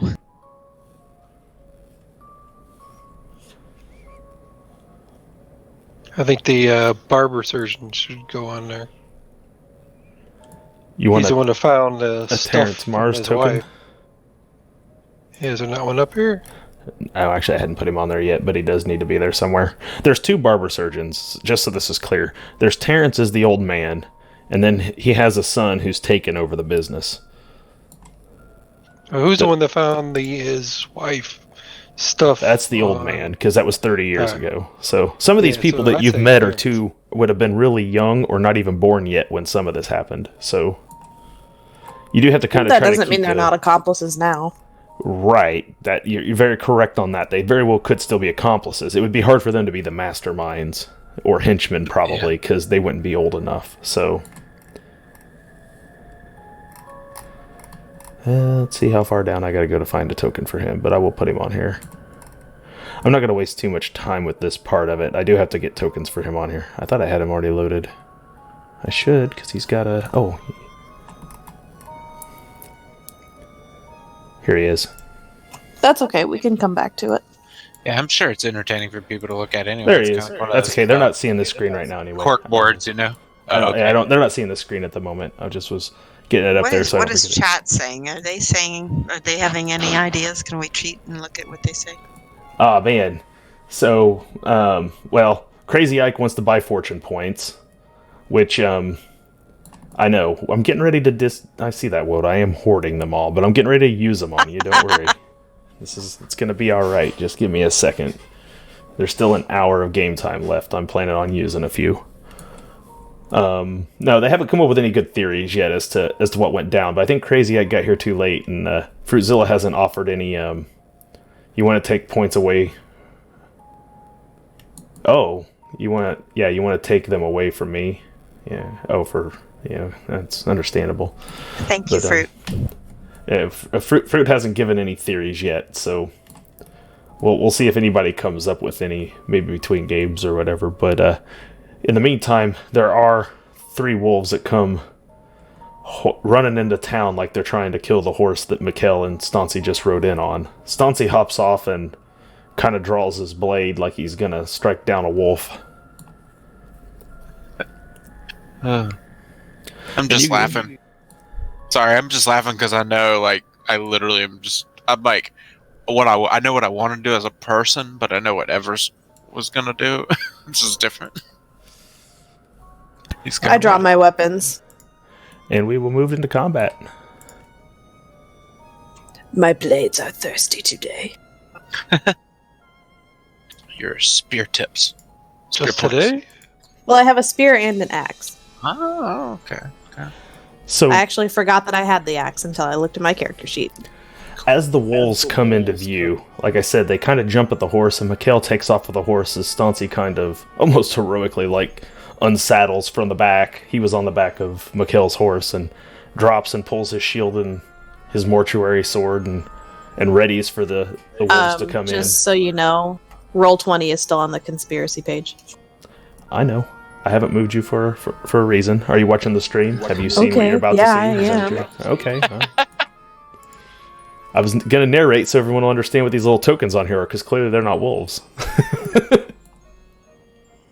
Ruh-roh.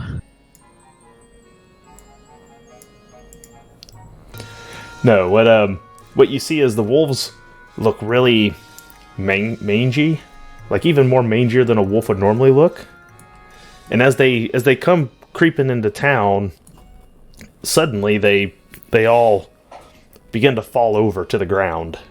Oh no. And you plague immediately wolves. realize this is not that different than what you saw from the horse in Huttenberg. Only you see large bulbous things start to form up on them. Oh no. And their actual bodies This begin is to not almost good. shrivel and crumple up. As though they're being just completely deflated, the way a young kid does with a juice box. And about that time, you hear somebody scream in pain. You turn around to see large, grotesque Bubba stumbling your direction, holding his stomach. Yeah, you can move him off the conspiracy web now.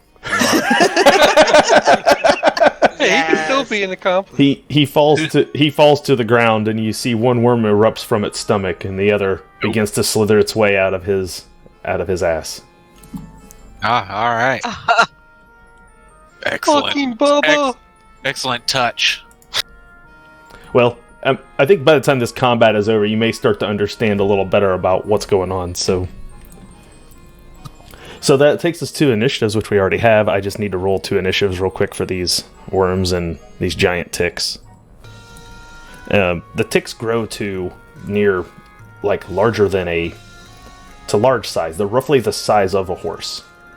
Holy shit. They look like if they were to bite you, they could just drain you dry in a matter of minutes. Like, within seconds, probably. Like they just did to those wolves. Meraki's having PTSD flashbacks. Now, Meraki, because you have slain a worm, you do get your Slayer bonus versus the worms. You have not slain a tick before, so... I gotta get my sheets out real fast.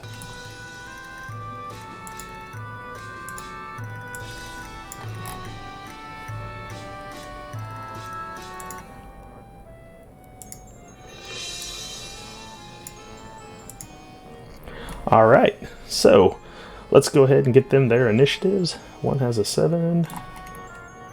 Oh, they're both 7s. Excellent. Makes it easy. I'll just give them both the same initiative then. They are a 13.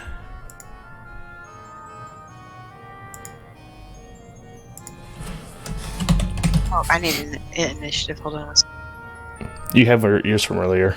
You keep the same initiative throughout the whole day in Zweihander. You only roll initiative one time at the beginning of every session. And...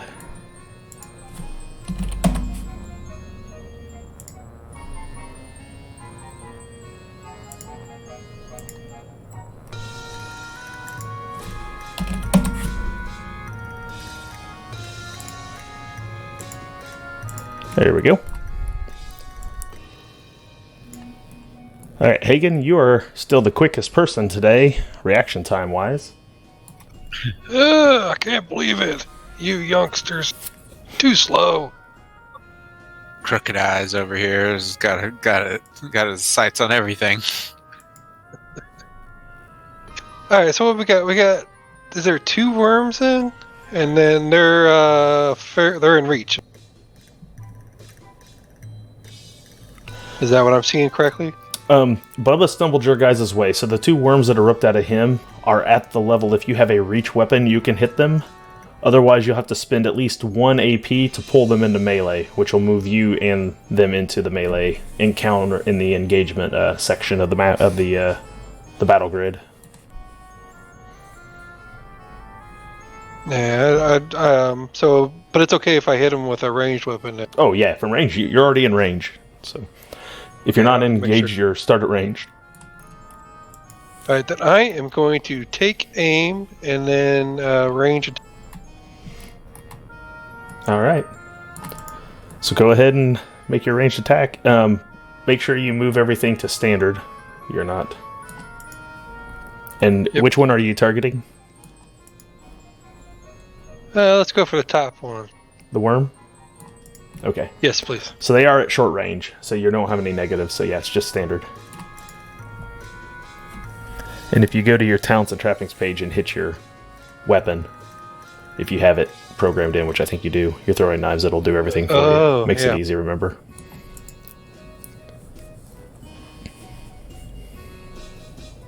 I almost hit the wrong one, so let me go back.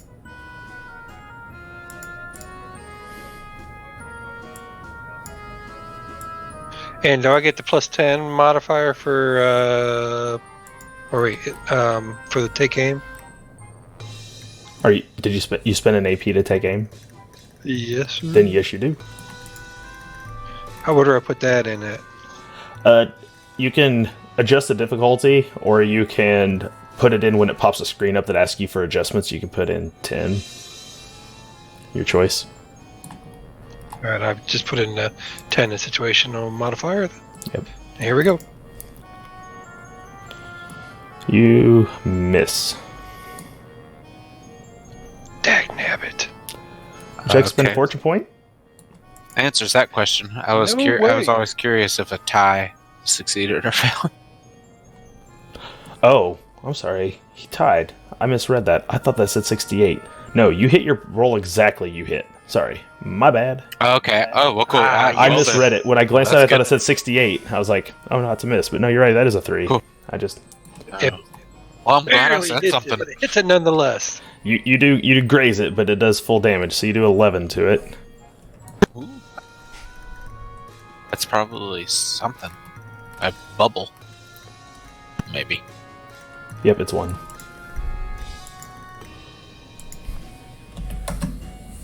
Alright, that's mine. So after Hagen, we have Everst. Okay. Alright.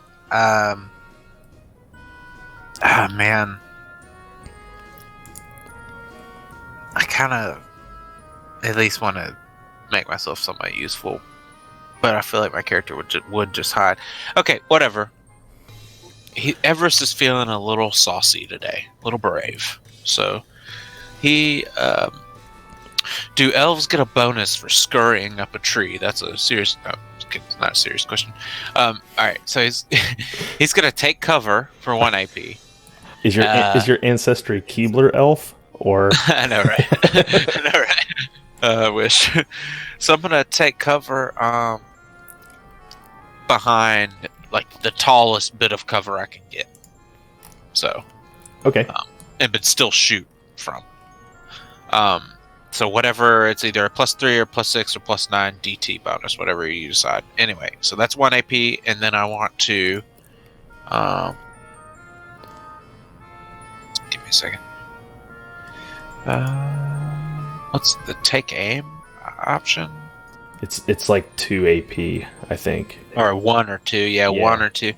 So I want to take aim for 1 AP to give myself a +10, and then I want to fire my bow for the other AP.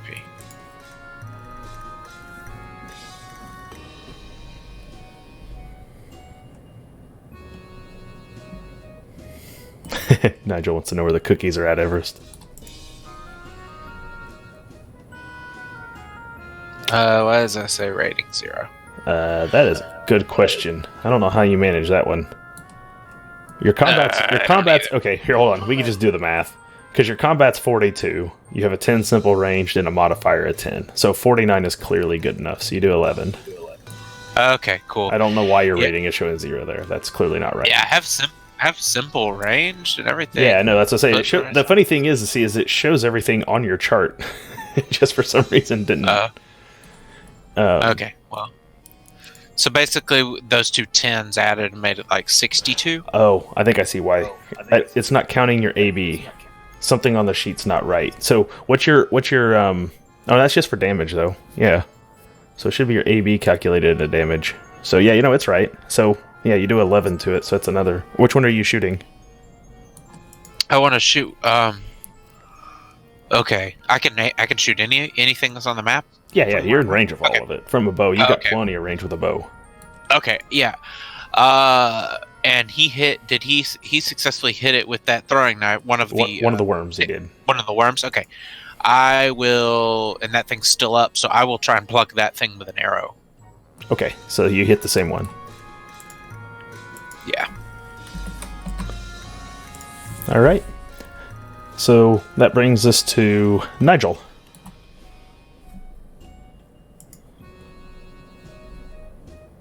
All right. Nigel is going to hustle forward 1.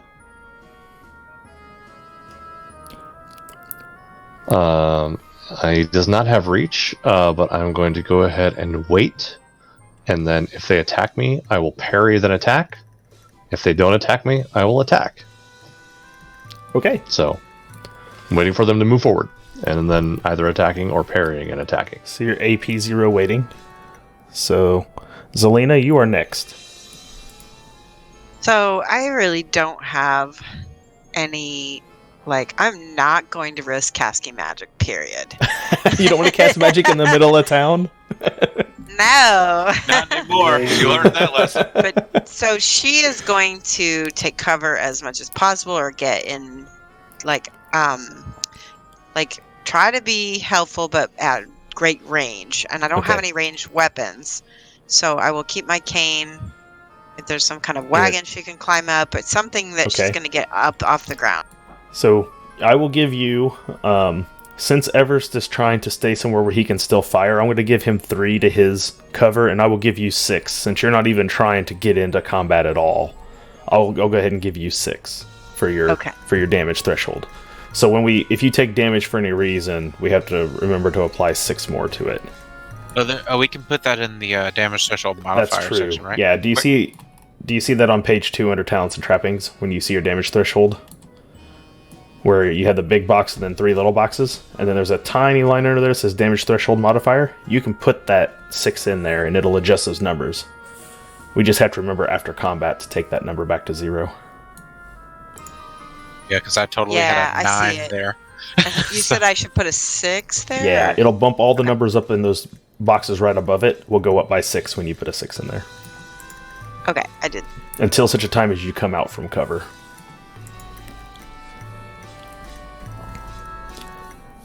So that brings us to the enemies.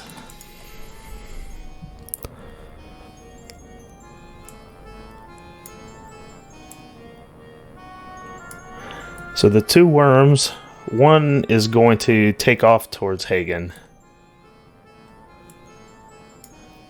And we'll drag him into melee, because it's going to take a charge action. Hey, he hit you too. Yeah, you're closer. He went and hid. Ah.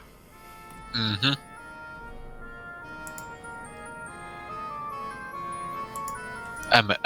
I'm Everest, the tactician. When he hits. Ouch. I have one free action left. You going to use your AP to parry? I am. Make your parry. I have to find it. It's on the talents and trappings page down under the damage.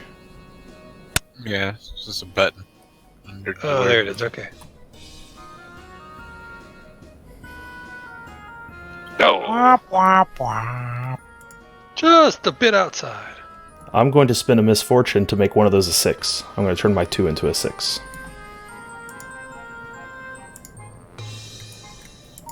Of course you are. Just like a 9 then? He just wants to do damage. And I get to re-roll it. Injury. He wants to do an injury. Hey, it makes you can roll it in and have it automatically explode. Yeah. If I already hit it, I don't have to re-roll the hit, so I can make it a 6 I and want then to see the re-roll it. rule on that one. Yeah. It's one of the... You can also spend a fortune to get an extra AP if you find yourself short AP.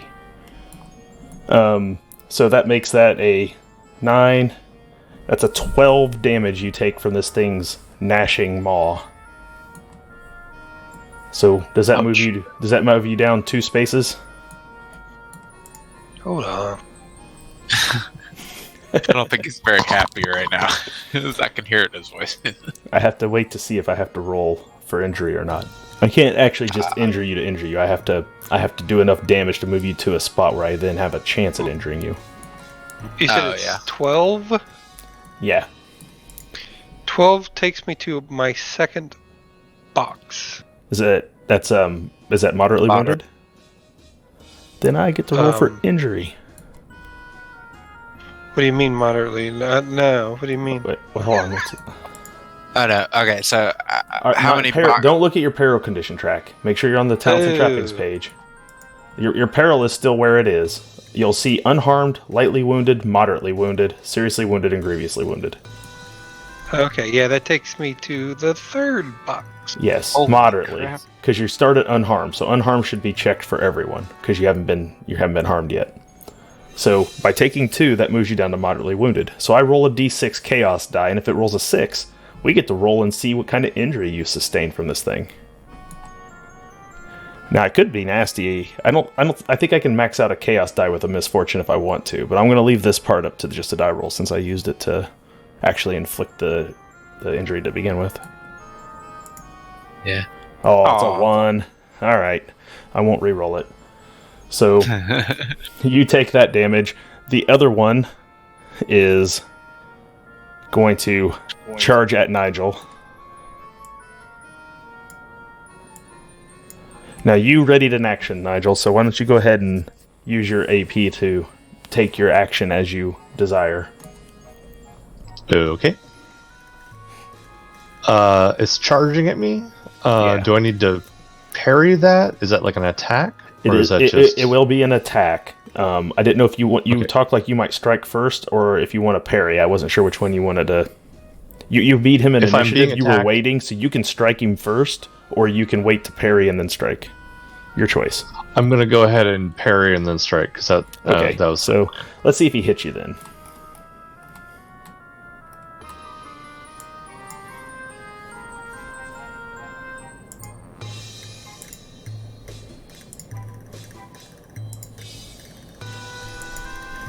I don't see a parry skill. Where is It's on the talents and trappings page under your damage track.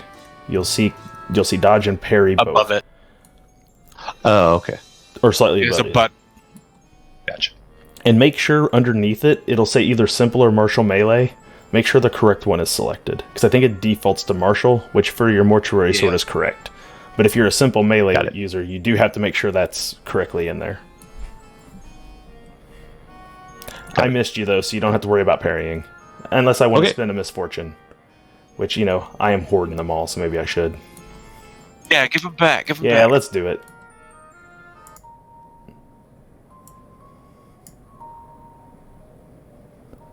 So you're re-rolling then? Yep, give me a second. I have to Easy. do things.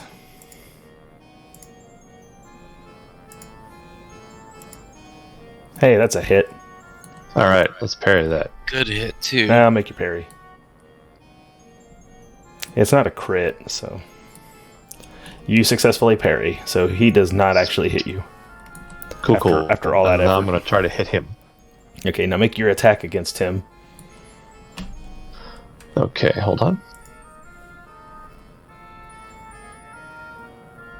I roll 18 out of 52. That's pretty good. That's a strike. So go ahead and roll your 1d... it's got the... Did it do the damage on there? Oh, you just rolled martial melee. You didn't click on your actual weapon. So what you have to do is roll a d6 and add your combat bonus, your CV, to it. So just roll the d6 if you want to.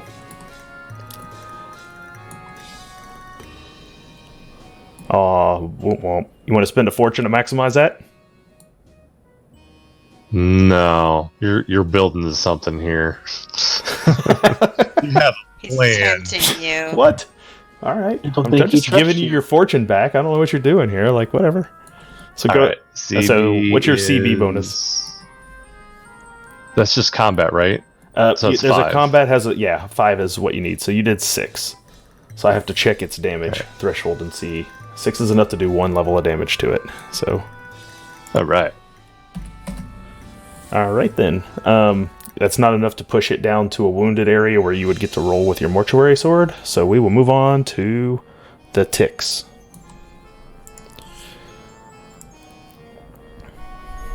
I hate you, Amazon, for canceling the tick. The ticks are too bulbous to charge, so they can only meander their way into combat. Amazon owns Twitch, so they definitely heard me say that. It's true. The first one is going to... Let's just roll a d4 and decide who it'll go after. All 3 of you. Ouch. Nadia and Meraki. You each have one that come after you. The first one's coming after Nadia. Come at me, bro.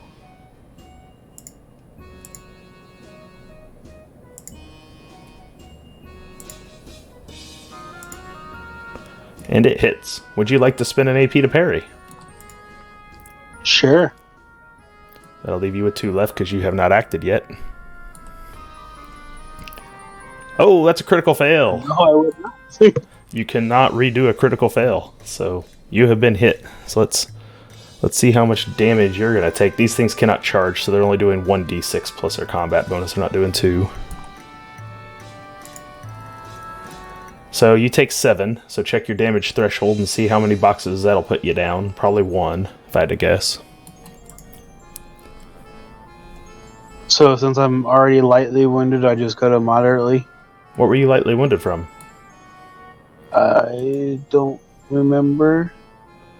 Well, if you have yourself marked as lightly wounded, I don't think you healed up anything. Yeah, no, not on purpose. That should have been gone. Although, I kind of feel like you guys did heal up 1 from a day's rest or whatever, so... Move yourself back up to 1 level back up. You shouldn't be at moderately. You should be at, like... What is the next one up there? So I lightly then. Unharmed. Yeah, just started unharmed, so that moves you to lightly. I don't have any notes here that you had injury, but maybe you did.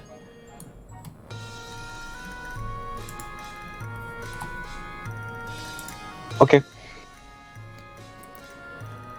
So that moves you down 1. The other tick is going to take a bite at Meraki. So can I retaliate now, or do I have to wait my turn? You have to wait your turn. Cool. The only reason that Nigel got to is because he held his action. Sure. Oh, that's a critical hit. You cannot attempt to parry a critical hit. So it will do 2d6 plus its combat modifier.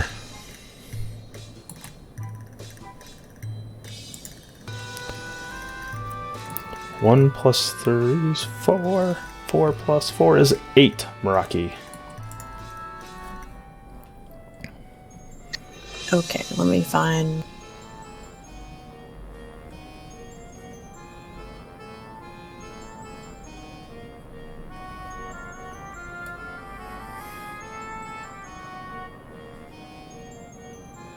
Okay, so if it's higher than the first number on the damage threshold. Yep.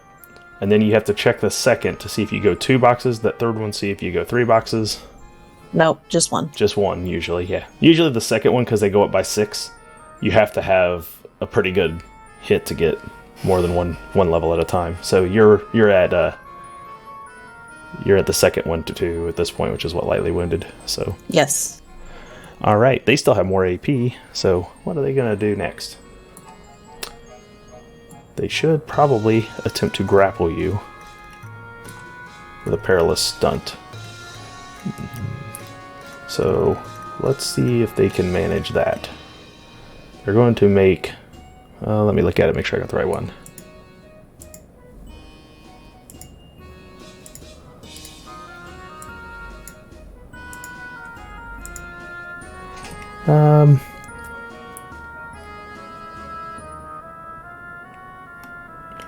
You're not technically defenseless or surprised, even though that attack you were defenseless from. Yeah, it's going to do a takedown. It's going to try to make a coordination test or athletics test. On me? On both of you. They both will do the same thing. It's just the first one's going to do it on Nadia, so we'll take care of that one first.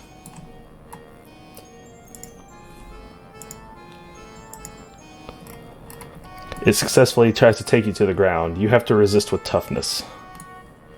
So make a toughness check, Nadia. Standard difficulty.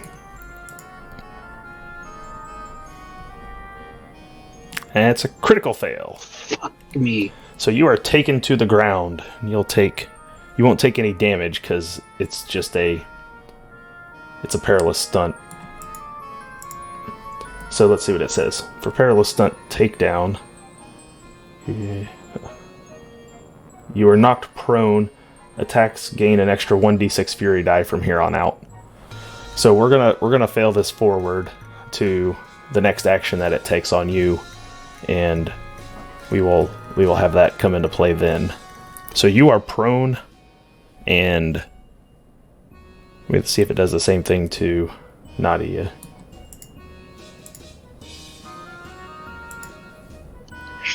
You mean Meraki? Or Meraki, Yeah. sorry. Nadia's down. Meraki, it does the same thing to you. You have to resist toughness as well.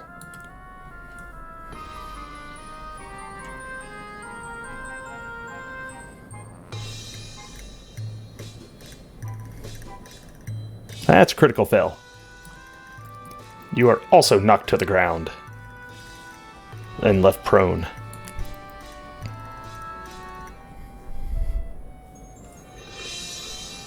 You guys are on a roll tonight. We're gonna get at. Okay, Nadia, it is your turn. This thing has critically knocked you down and has left you prone. Since you critically failed, you cannot get up. But I will let you attack from prone to try to do something to it. Okay, so then I will just jab at it with my stick.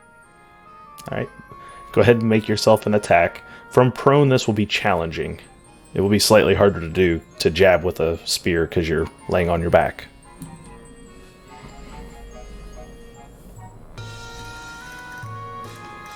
That is not a success. Sure, it's not. What else could go wrong for you at outright, right? So would you like to spend a fortune point to reroll that attempt?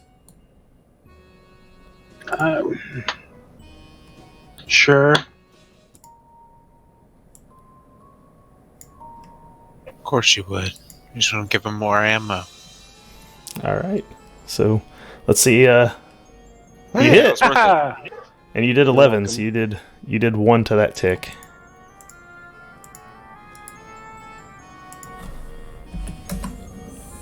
Blind squirrel finds his notes every once in a while.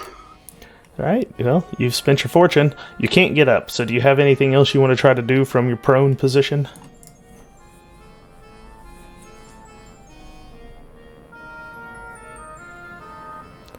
I think that's about. You Yeah, can that's hold really the other all to I try can to do. parry if you get attacked again, I guess. But actually, it's going to reset at the top of the turn, so you might as well see if there's.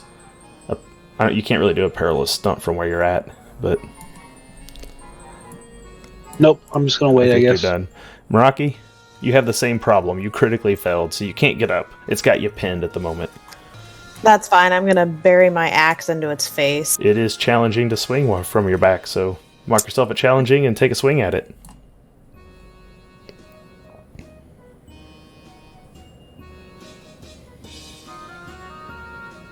That is a hit. You do 12 to it.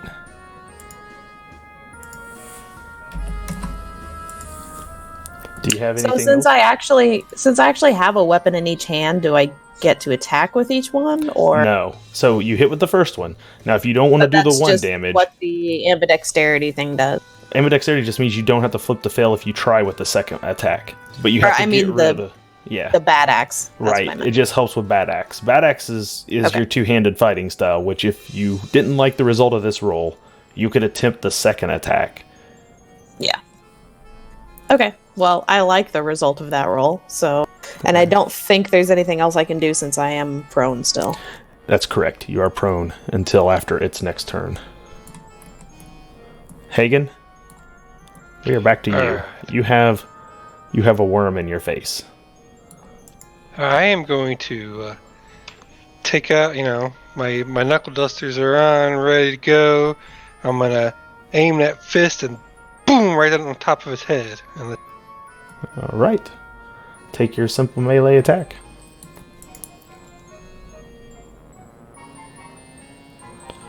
That's a hit, and... Ooh, did you explode? You did. oh, yes! So, that's 14. Is that enough to move it 2 spots? I think it is.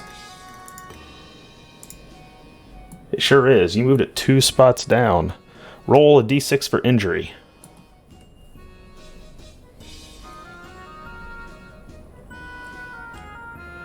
Four. That's not an injury. You have to roll a 6 to get an injury.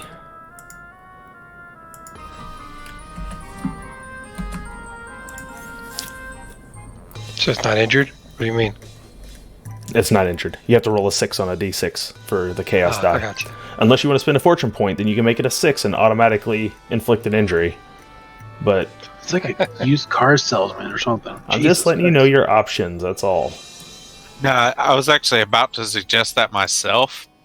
Dang, you would look so good using these fortune points. Slaps top of the hood. I mean, injuries are the way to go once they start getting wounded. Problem with the injuries with worms is that a lot of the injuries are like you lose an arm, you lose a foot, like bad stuff yeah. like that. Worms don't really have those to begin with, so it's kind of a bad creature to really try to injure unless you hit like grievously wounded where you can like instant kill things with injury. It's kind of a tough one, but Gotcha.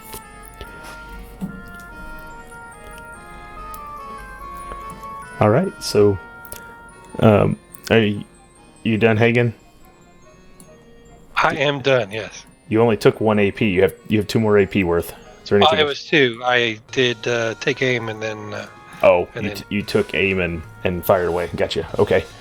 Yep. And it looks like that was a good idea, because otherwise you may not have hit.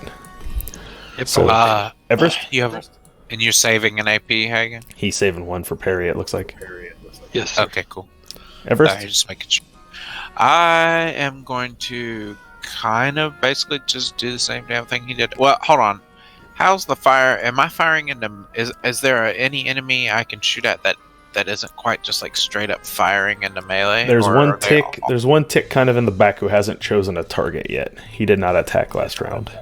Okay, so I'm gonna do the same thing that Hagen did, but from the safety of this brick building back here. or whatever the hell it is. I'm You hiding suspect he behind may trees. be coming for either you or Zelina. He hasn't decided yet. Well, he's about to decide me because I'm about to plug an arrow in his face. Hopefully. Anyway, so I'm going to take aim and give myself a +10, and then I'm going to fire and save an AP for save an AP because I don't have to do take cover again, do I? No, you already have taken cover. You're good until that thing. If that thing spends the AP to get over to you, then your cover isn't going to do you any good anymore because he's right on top of you. But if he was shooting at you, if he was trying to spit at you, you would totally have cover right now. So. And All right, well, it hits. That actually, see that? Look, that actually. Oh, it was difficulty 20 on there for. You know what the difference was? I put +10 the other time, and really, if I just put 10 by itself without the plus key, then it works that's what properly. it did. Okay. Yeah, it just messed things up. Yeah, I just got to do either a +10 or a negative. So you All did, right, you did yeah, one so- to him. All right, cool. Well, hey, I'm ready to evade or something. If, All if right, it then. comes out. So Everest, it goes to Nigel. Nigel, this worm is up in your grill. I'm gonna get it. A little hack and slash. As a free action, could I yell, "Gods, we need some help"? Yeah, that's true. I guess Lawrence Stancia is there. I should have put him on the map.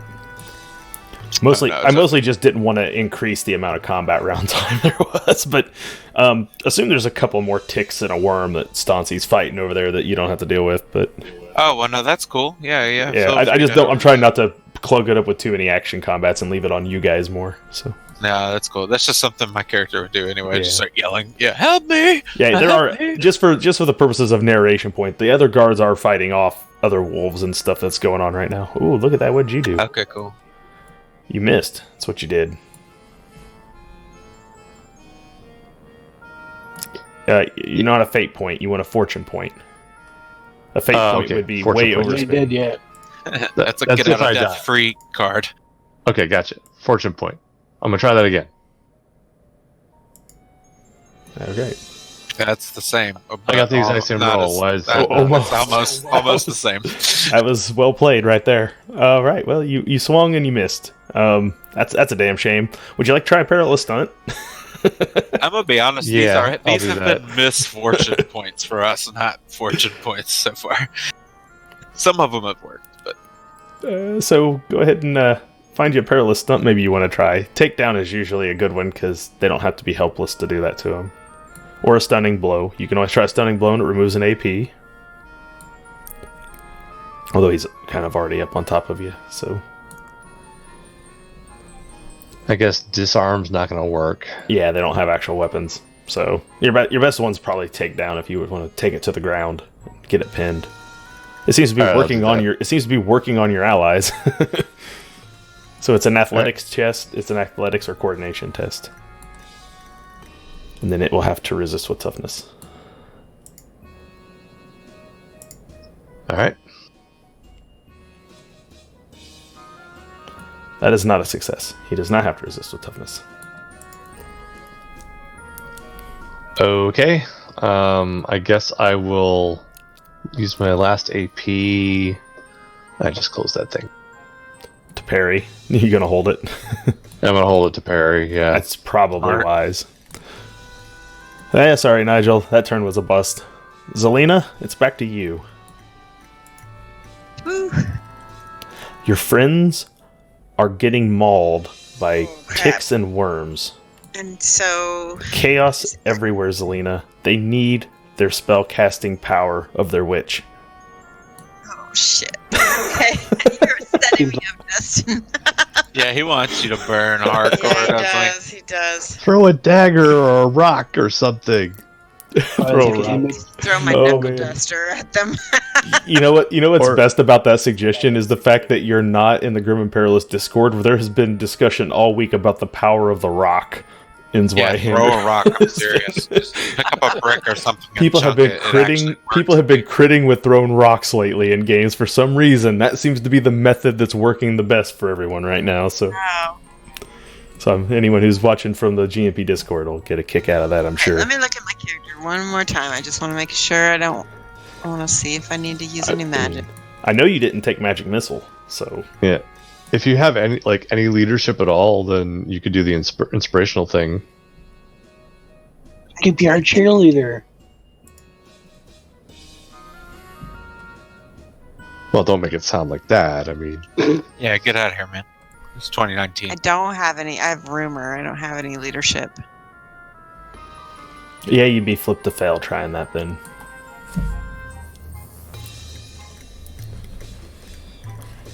Yeah, and I suck at everything. I really do. Hold on, let me look at my magic.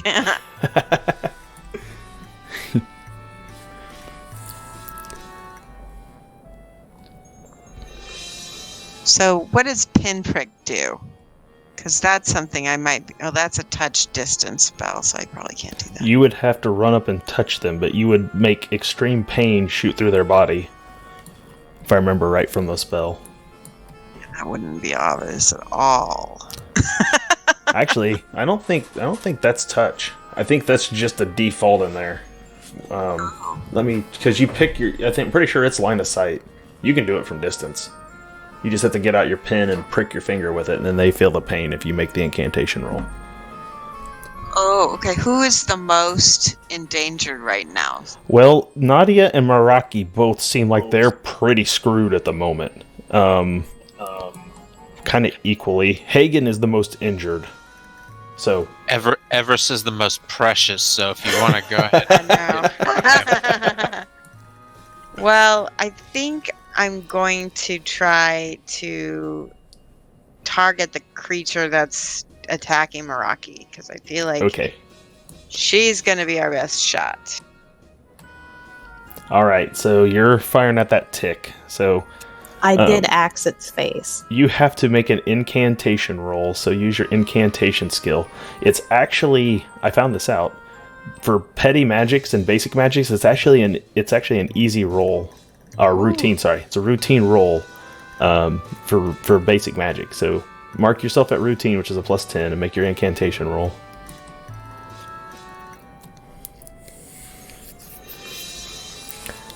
That is not good enough. Would you They suck. would you like to Use a parry. No. or a- use a fortune point? Or do you want to yes. take your shot with the chaos die and see if you get a chaos manifestation? Those are fun. No, I want to do the other thing. The peril. The good one, Or not the bad one. The good one. Yeah. All right, reroll that fortune point. incantation. Hopefully the good one. Hey, you got it. Yay. Better. Nice. Let me take a quick second through the grimoire to find that spell. Did anyone see you do this? No, 'cause Everybody everybody's can see it. distracted. Actually, technically, Are you kidding me? You just said no. everybody was distracted. everybody's fighting. But more importantly, you did spend a round in AP to take cover, so it would be super hard for Right. anyone to actually see you at the moment because you took the time to hide.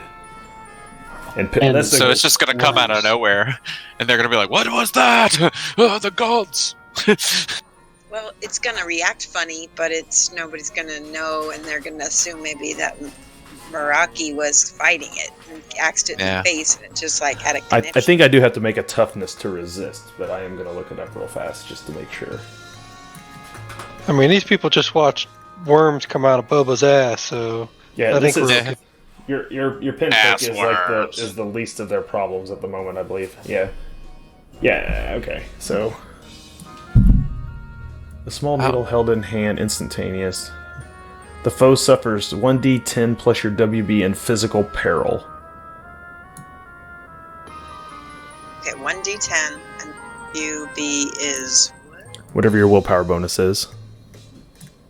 It's 5, but it's -1 for some reason because there's a little. Oh, that's just your being human bonus to willpower. That's not a bonus. It's a negative. Okay, so it's 5, and then what's the other score? You roll a d10 and 5, and that's how much physical peril they take from the pain. Whoa, not. I rolled 5d10. Whoops. Hold Yeah, on. just a d10 plus 5. I like that 5 to 10 roll. Okay, so 7. No. Let's see how much I like that the does first to him. one better. That was a tick or a worm? That's a tick you're focused on. Their peril is 7, so they move 1. So they move down to imperiled. It seems like you see it kind of rear its head up a little bit. Like kind of hisses. Do you have anything else you want to do? That was 1 AP. You got 2 more AP. You just gonna... Can I do it again? Do I risk stuff? You can't. I don't think you can recast again. I don't really have anything. I guess I could throw my knuckle duster at the closest tick. You're just gonna chuck it at it, improvised weapon style. Yeah, I'm staying Okay. far away. I don't blame you. All right, take it. Make a simple ranged attack. Aren't we both don't socialite hit characters or something? That's standard. I think we're both it's- like the same character yeah, archetype or whatever. so improvised we're both just high. weapons don't have any negative, so it's fine. Yeah, just make a standard action. 50. You missed. Right, that's probably... She's gonna probably, if there's any more actions she can take, gets to retake cover. Yeah, you're fine. You can duck down. You have cover. That'll bring up the enemy's turns, though. So we'll just start. We'll start up here from the top on Nadia. It's got you pinned down. So because you are currently prone with your critical fail to resist, it does not have to roll to hit you. It just gets to do its damage. So that's going to be... It gets, because you're prone, it gets an extra d6. So it's going to be 2d6 plus its... yeah. 2d6 plus its combat bonus and damage. That's a 4 and a 2. So that is 6 plus 4. That's 10. So, see how many health levels you take from that. Should just be 1. Probably. And you have armor, correct? Light stuff, yeah. Yeah, you have hide, right? So that's fine. That's a... Fur. Yeah, the sheet says fur. Yeah, it's hide. It's fine. So I'm moderate. You're down to moderate? Alright. I'm going to make a d6 roll for injury.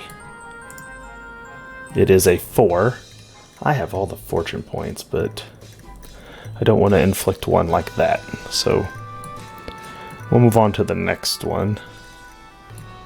The worm will take its shot at Hagen.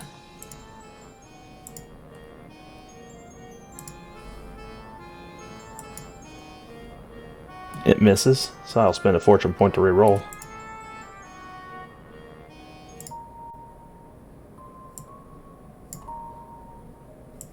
Yeah, move those fortune points over. I'm moving them.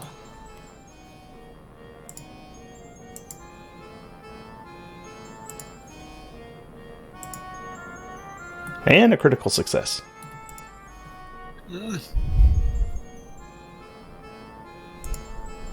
Oh, and one explodes. No. Wait, isn't that a crit fail? You Because you're can't- over combat? No, he hits it exactly, so it counts. Like the one earlier where I thought it was over and it wasn't. It was exactly Oh, the same I'm looking number. at the wrong number. Just Yeah. ignore me. You cannot parry a critical attack. You are defenseless against it.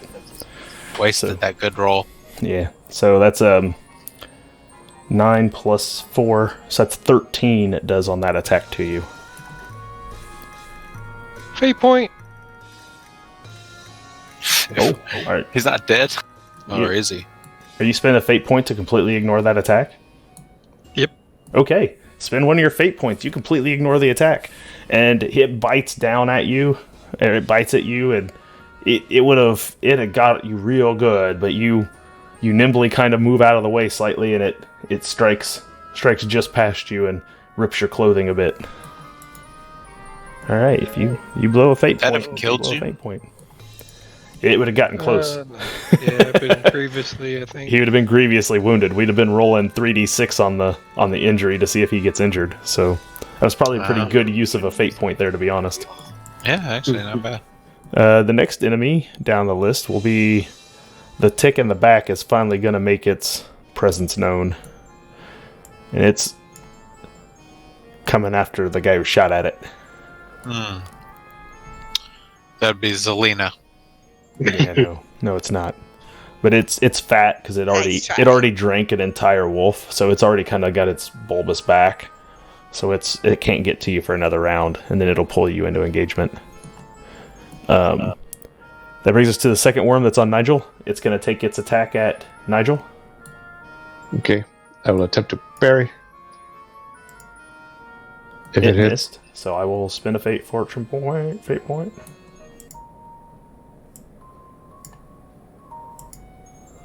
Everest runs to the other side of the map. Oops, wrong one. I wish that worked. And it will hit you. So now you can parry. Parry.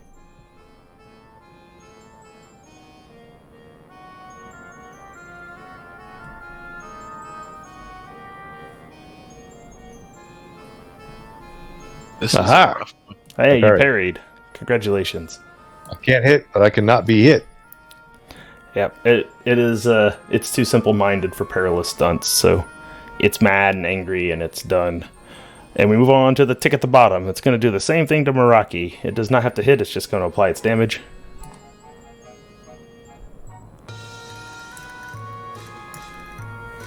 None of those are. You take 10, Meraki. Does that move you down just 1 Okay. point or 2? Yeah, just one. You got a high brawn, so you're pretty in good shape. Does that move you down to moderately wounded? Yeah, because it goes over the first number again. Damn, not a 6. All right, you don't get wounded this time. And that is my Darn enemy's right. actions. So that'll bring us to Nadia.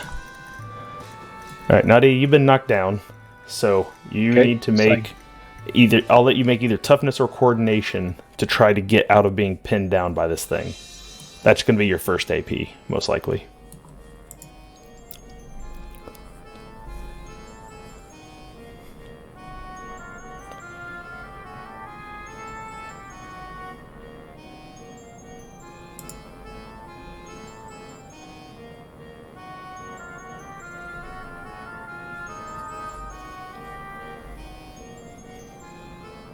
You did it. You have clawed your way out from underneath it. You'll have to spend a second AP to get up. So just one or two? 1 to get up, right? Or Okay. does it Well, say it 2? says 2 to get up. Oh. Well, I'm counting one of them as your attempt to get out from underneath it. Okay. So that I'll let you spend 1 more to get up. Okay, and then I want to attack. Yeah, I figure you do.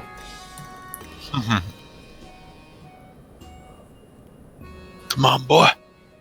Hey, Hey, That's that's awesome. a hit. You did 9. You did another damage to it. Roll a d6. See if you do an injury. You can only do moderate injuries, so could be a moderate injury. Nope. All right. You are done. So, Meraki, you are in the same boat. You first have to make either toughness or coordination, and that'll be your first AP of your 2 to try to get up. Okay, let's see which one's better. Definitely toughness. Yeah, and for you, it definitely is going to be. That's no good, though. Would you like to spend a fortune point? I don't think you want this thing Logic doing says 2d6 to you again. Experience says no. Yeah, I mean, might as well. All right, I've moved it back over. Ah, there you go. Critical success. So, for your second AP, you get this thing up and boom, back it off of you a little bit. You have your Can I weapons ready, swing? and yeah, you got 1 AP left. So,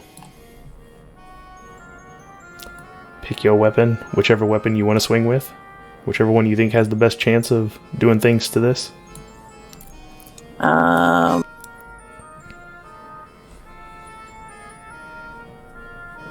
I don't think it matters. That's no good. Would you like to spend a fortune point? No, but I'm going to re-roll because of bad act.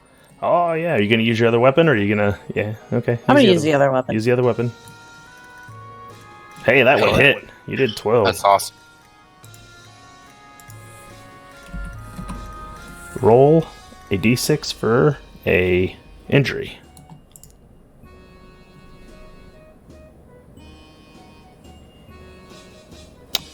That's no good. And before you ask, no. Okay, I wasn't going to. I knew you weren't going to. I knew you weren't that invested in that part of it, so... that brings us to the top of the order. Hagen, you narrowly evaded death. What do you want to do now? I'm gonna cause death. That's what I'm gonna do. 1 second.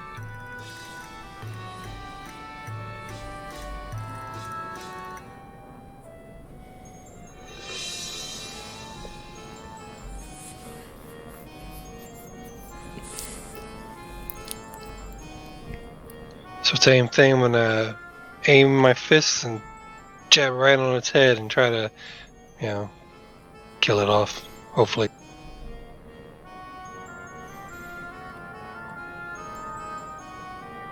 Okay.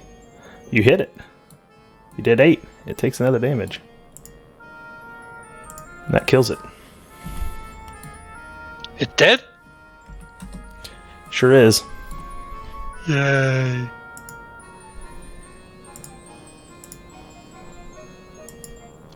And can I use my last action as an assist? How does that work? To assist what? Maybe I can help Nadia by, yelling at it or something. Well, she got up, so... Are you going to do a perilous stun on the tick that she's fighting? Ooh, hold on a second. I didn't think of that, but that works, doesn't it? Maybe. It sure does. It might work. How about a dirty trick? I'll save you the time and trouble. What? Because they have so many legs, they have a trait called Uncertain Form, and it makes them immune to perilous stunts. But it was fun watching you try. See, you tricked me into that. You bastard. So I'll just save the time because we're starting to run a little late, so I don't want to waste a lot of time on actions that aren't actually going to do anything. So all right, then I'm proud. Ass. On to the next. This is my turn. Hey, Yes, sir. Zombie Decoy, thanks for showing up here. We got them in combat here, and I'm doing a pretty good job of putting it to them in this combat. So, brings us to our next two is Everest. Okay. You got a tick coming your way now. Everest is going to go and take cover behind Zelina. You're going to Zelina to hide behind her. Okay, that's fine. And then he's gonna he's gonna shoot at it from behind her, from over her shoulder. Okay. And he's gonna whisper, or he's not gonna. Well, he's gonna talk sort of quietly behind her and say, "Show these bugs what it means to be a witch." And he just is gonna wink at her and then fire his arrow at this thing. He's fully on board with being friends with a witch. It doesn't bother him. Alright, go for it.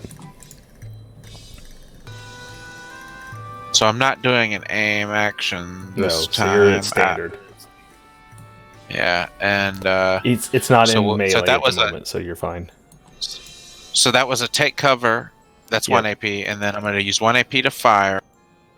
Ugh, that's a miss. Would you like to fortune point that? Why the hell not? Hey, there we go. Ooh, and good damage too. Exploded. Ooh, that yeah, was worth it it. did. 17. Yeah, well, look at that. Nice. Roll 2d6. Holy injuries. shit. Double injuries. Oh, man. That's going to move you up a chart. We're going to the grievously wounded chart. Roll a D100. Alright. I don't even remember who gave me the bow, but thank you. Nigel loaned it to you. Yeah, he gave me that bow for free. Yeah. I forgot to push the button, but you missed my epic T-Pain. What? What? What's a 93 get me, boss? Looking for it. It'll be just a second. No, it's okay. Take your time. I also have one more action too, inspiring words. So I'm gonna try and Feel boost free to it go once. ahead and roll that. I know what it does at least. Okay, so. yeah, just to save time. Yeah, I'm gonna try and save you guys. I'm trying to give you guys a +1 damage and peril threshold, so you can add that to both your threshold modifiers if I succeed.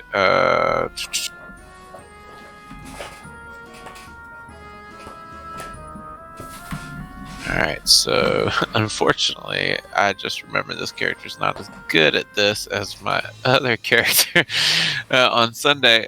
So I will be flipping to fail this until I get up. You rolled a 93 on your injury? Yeah.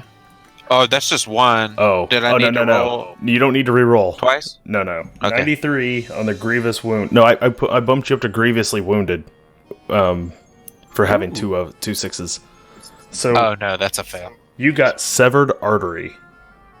An arterial spray of blood marks your doom. You are instantly slain. You have slain the tick with one arrow. You shoot it into its fat bulbous butt, and it just erupts in blood all over the place. Do you know, when you first described that it having that much blood in there, I was about to make the joke. I'm gonna pop it like a balloon. And Now, technically, your arrow can't do those kind of grievous wounds, but since you rolled 2 6s, I'm letting it this time. okay, well, that's fine. Yeah, I can do only whatever. So moving that enemy out of the Can way. I do a free action real quick? Sure. Yes, this cannot do grievous wounds. She's gonna turn around and look at him after she sees the tick explode, and just blink at him, and then like set her jaw and resolve. Like, And he's gonna look at her, smile, and just sort of like flick the top of one of his elven ears, and just credit it to So, that. for your leadership, did you give everyone a plus to their damage threshold? Oh no, that flipped to failed. So Oh. I don't have a. Oh, okay. You're right. You don't have a leadership rank there, do you? So, okay. Yeah. All right. I'm Fair done. enough. Okay. Sorry, I was looking up the rules, so I didn't see that the No, way it's that went okay. down. That makes sense. So, okay. So that was Everest. So, Nigel, you're up. You have a worm in your face still. I'm gonna hack it. I think I just started coughing when I was trying to say my words of inspiration. It's like I gave up. You hit.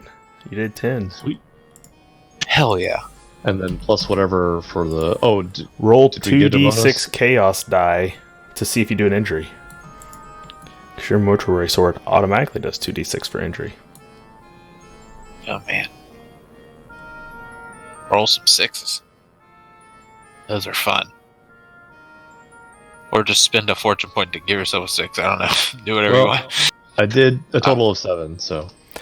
Yeah. That's right. It's each die. You just look at each die for a 6. It's Oh, not the okay. total. In every die that you roll, if it comes up a 6, then you have inflicted an injury. Or you can spend a fortune point right now to just auto-inflict an injury and make one of them a 6. Can I also spend a fortune point to just re-roll both of them? No, by re-rolling, you just make one a 6. Oh, well, let's go ahead and do that then. Heck yeah. You guys are out of fortune until I spend some. Spend some. I mean, I was trying to, but you're killing off my enemies now. Good. So, okay, so you inflict an injury, so roll a d100 for a moderate injury. I feel like I'm gonna be dead soon. These are so fun. I haven't rolled many of these 27. in my experience with the game yet. 27. 27 is a dislocated shoulder. Until fully Oh, that's recuperated, you start your turn with 1 less AP. So, okay.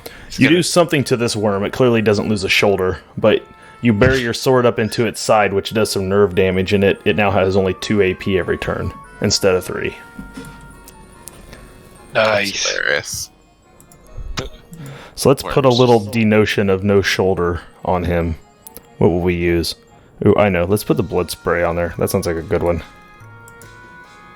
Oh, that's so tiny you can't even see it. That's funny, because I had to blow these things up so big you can't see the little markers on them.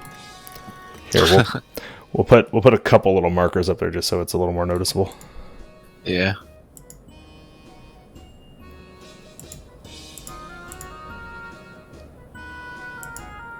Okay. So, good work, Nigel. That was a 1 AP. What'd you like to do with the rest of your AP? That's a good point. I'm going to try to be inspirational. Alright, go for it. And I'm also going to save one for a parry.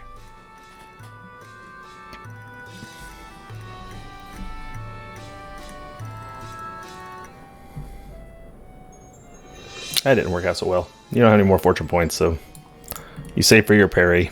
And that brings us to Zelina. He's just growling. He's just... What you got, Zelina? So I can't cast any spells anymore, right? You can. You can cast a spell every turn.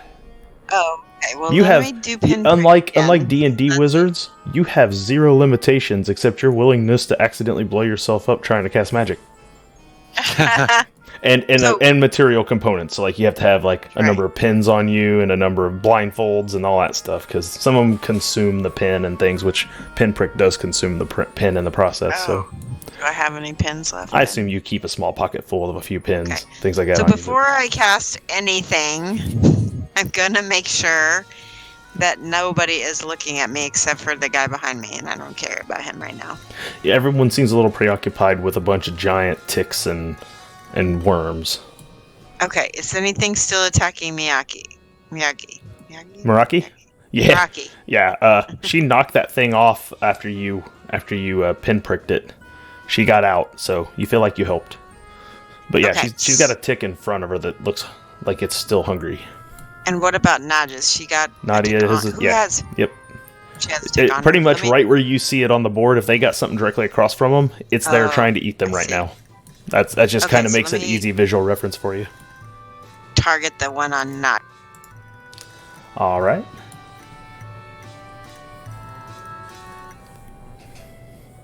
And what are you going to do? Incantation. I mean, I'm going to do pinprick again. You want to do pinprick again? Okay.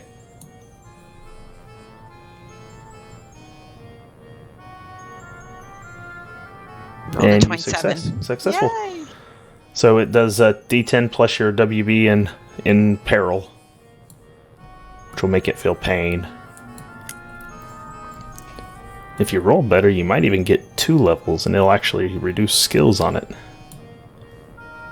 So that would be 8. That's 1. Did you hit the one on Meraki again? No, Or the one one on on Nadia. Nadia this time, right? Okay.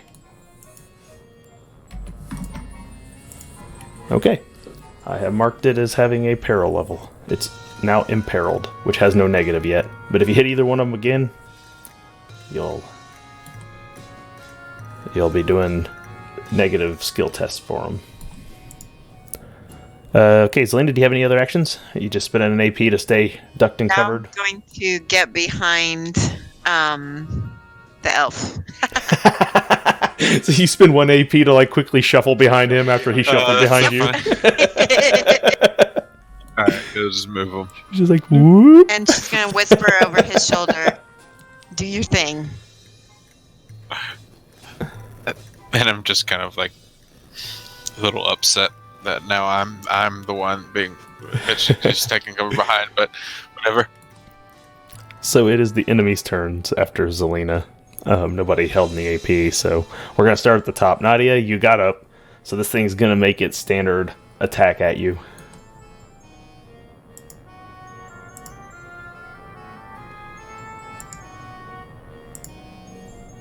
Someone get this lady a horse. It misses. It's time to spend fortune points. Because I got them all. It's fortune points. You don't get fortune points. Don't lie to yourself. They're only misfortune for you. I'm dead. Fortune for the DM is just mean.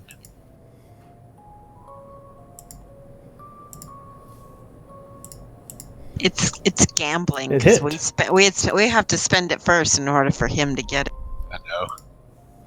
Oh man, it only did 5. Did that even go through your first level? It's right at my first. Then no. Ties go to the That's what I said. defender when it comes to the defenses. So fine. This tick bites you, but it just hits your armor and doesn't do anything.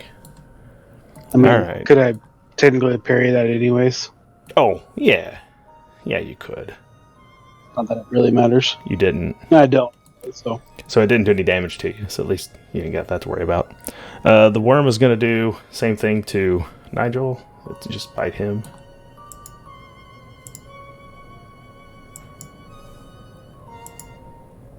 That's a hit. Did you have anything to parry with? Yep, I have one Make left. your parry attempt.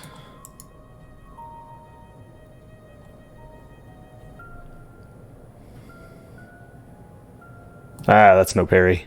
Whoa. Take 8. Okay, where do I take 8 at? On the Talents and Trappings page, second page, when you move down, you'll see your damage threshold and then the damage condition track underneath it. If you've never been hit, you're just going to move from like unharmed to lightly wounded, which does basically nothing.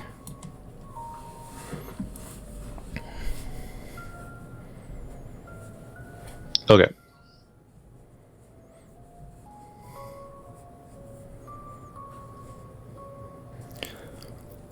It doesn't move you any further than that, right? You're rigging armor. Yeah, that's not going to be enough to do anything to you. Yeah, so my damage threshold, okay, so it has a plus 6, a plus 12, and a plus 18. What do those mean? 6. Okay, so I did 8. So it's bigger than 6, which is the big box. And then you'll see the PT plus, or it'll be like DT plus 6 is the second little box. Right. If my number that I do is bigger than the second box, you take 2 levels. And the health track works like a World of Darkness character. You see how you move down the health track? And then at that third box, that's how much I have to do 3 levels in one shot. And that last one, if I do more than those last one down there, 24, whatever your number may be at that last position, I kill you instantly with 1 hit if I do that much. Okay, so I've exceeded by 2, so I go to lightly wounded. All right, great. Yeah. So, yeah, it just bumps you down 1. And you're a stupid sellsword, so I can't even inflict injuries on you. Yep. So He's so mad that your character exists, I feel like. I feel like in every Zweihander game, there's always one sellsword, and he's always the guy who gets hit, but you can never inflict injuries on him. Like, it happens in every game. Like, the game I'm in tomorrow That's a night, handy. there's another sellsword. Like, so the last tick is going to try to bite Meraki.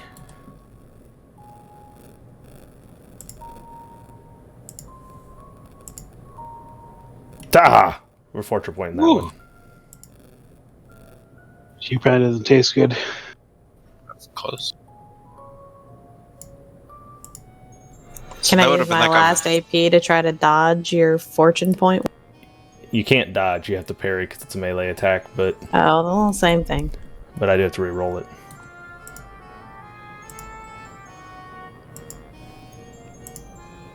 Hey, it hit that time. Oh my god, it didn't even do damage to you. That's a 5. Yeah, no, that does Yeah, nothing. That you have 5 brawn bonus, don't you? So yeah, it's clearly not going to do anything there. So, all right, it did not do enough damage to you, and I would love to spend a fortune point to just auto injure you, but that seems kind of lame. So we'll move on to Wow, rude. well, because if I injure you, you don't have you. I mean, I could be super grim right now. Like I could totally injure you, knowing that your Slayer negative is that you don't wear armor, and once you have an injury and you start bleeding, your brawn bonus is how many rounds you have to live until you die. Once you have the bleeding effect. So Except I don't bleed. what makes you not bleed? Die hard. Oh, you have Die Hard, don't you? Okay, well, I do. I could make you bleed. I'll make it happen. I'll make it. He can do it. He's I'll GM. find a way. Missing all of my limbs. All but your I limbs, don't but you're not bleed. bleeding. Yeah. It's All just right. a flesh wound. What an interesting Nadia, it's your turn. anatomy. Okay, let's hit it. Literally, just smack it with whatever weapon he has. Stick it. Ooh. That's not good. No. You do have a fortune line. You have a couple fortune points back if you want to give them right back to me again. I mean, I'm trying to spend them, but yeah, well, that's a shame. So you gave it right back to me, and it didn't even matter. Yeah, and I can't really do much else, so I'm done, I guess. All right. That means it's Meraki's turn. Slayer gonna slay. Slayer's gonna try. I believe. I believe in you too, Meraki. I believe in my axe. I'm gonna roll my axe first this time. Go for it. It's the only thing that's hit so far. Hey, that's a critical hit. You don't even have to re-roll that. Yeah. All right. Ooh. So you got 12 damage on that. Would you like to use a fortune to make one of them a 6? How close is it to being dead? God, I've hit it like 4 times. Actually, one was a 6 and it re-rolled a 5, even. You rolled a 1 and a 5, and it re-rolled... Or a 6 and a 1, and then it re-rolled a 5. So the only reason you got to 12 is because it already re-rolled it once. But you could make that thing another 6, increase it by 1, and then re-roll again to do even more damage. All it'll cost you is 1 fortune point. I didn't quite follow what you said, but it sounded good, so let's do it. And the last fortune point comes back home. I'm going to have to start So spinning you said it multiple around. re-rolls? So roll or a it d6. automatically Yeah, re-rolls? roll a d6. So you're at 13 plus whatever you roll on this die. 3. So that moves you to 15 damage done on this tick. That's good. That is enough for 2 levels. Heck yeah. That was worth it. Roll... What is your weapon qualities? Weak. It can only inflict moderate or serious wounds, so roll 2d6 for injury to see if you inflicted injury on this tick. Do it. Nope. Nope. And you don't have any more fortune to reroll, so that'll be the end of your turn. So that brings us to the top of the order. Hagen, you no longer have... You can start throwing daggers again if you want to. There's nothing immediately in melee with you. All right. Yeah, let me get some cover because I'm pretty bad here. So I'm gonna move out, and then daggerfy. Well, I'm gonna go ahead and aim, and dagger the one hitting. Which one are you daggering? Oh, okay. Top The one one. on Nadia. Okay. Throw your dagger. I feel like it's gonna hit me in the back. You hit. You rolled a 1 for your damage die. You don't have any fortune points to spend, so 7's where that's going to stay. And that's enough to do 1 level to it. Which, roll a d6 and see if you've wounded this thing. You're pushing it down the old damage track. Nope. Alright, Hagen, good round. Everest? Okay, good sir. 1 AP to reload your bow. Yep. 1 to reload, 1 to aim. I'm just going all out. 1 to shoot. Alright. Is there one that's particularly more injured than the other that I have They're noticed? all actually somewhat injured. Okay. Is there one that's particularly more open than the other? No, Does not appear- you're going to have does to not move your difficulty to challenging because they are Okay. they are engaged in combat with them right now. Okay, so I will just leave it at standard since that kind of cancels it out with my Yeah, aim. Is that okay? Right. Alright, so I'll just go ahead and roll flat out. Alright, that's a miss. That's a miss. You don't have any fortune right now because unfortunately, your friends have spent them all. Oh, yeah. So I was, good try, but you missed. So that brings us to Nigel. Nigel, you hurt that worm pretty good. He only has 2 AP now on his turn. What are you going to do to him in the meantime? Oh, I'm going to clobber him again. Try to skewer him with my mortuary sword. Do it.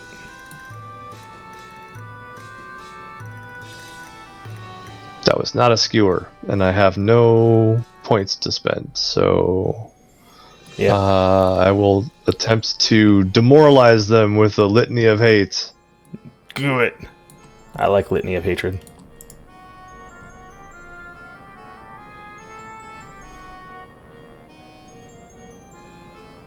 Is that intimidation, or is that what do I roll for that?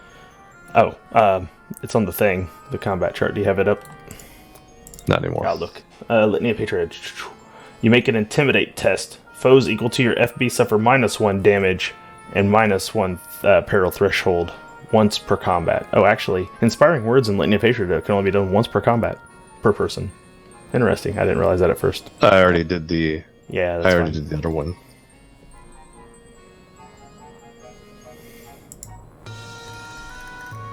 You successfully did that. So you're going to make it easier for them to take peril and damage by yelling at them. Cool. So it'll decrease by I 1. like the cut of your jib. So, So at this point, Nigel is kind of just like snarling and gnashing his teeth and like waving his sword at them, and he seems to be trying to strike them but missing more often than not, and that just frustrates him further. and then he just lets out some sort of Oh, just a feral scream, and it's just like, "Die, you infernal beasts!" and amazingly enough, these things kind of get shaken by the tone of it. They obviously don't understand English, but okay. So that was Nigel. So Zelina, it's back to you. Okay, so so who's still like? So let me look at real quick.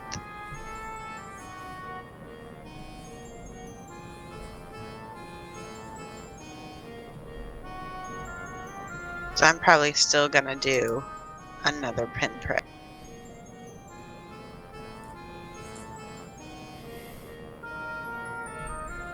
We'll get the one on Nadia again. Okay.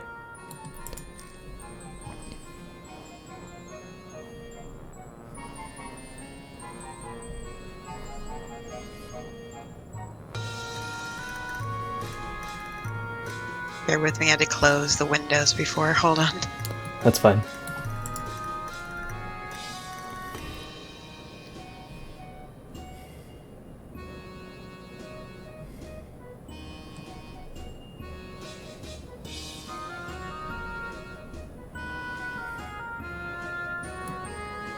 Oh, okay.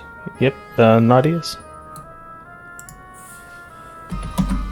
Does it hits? Yep.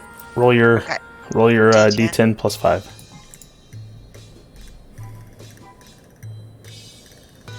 I look very nervous when I notice you start doing this, but I'm just letting it happen behind me. 14. All right, you No, reduce it by sorry. another 1. It'd be a 9. Yep, yeah, you reduce it by another 1. So it now is missing skill ranks.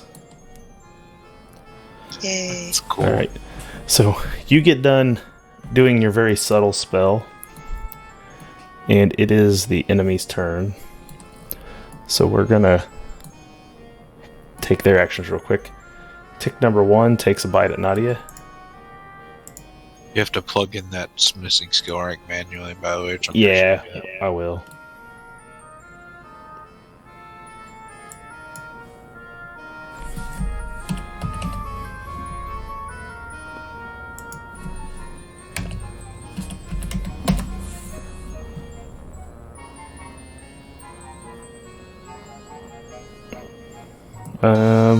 So yeah, that negates its simple melee. So yeah, it made it. It hit.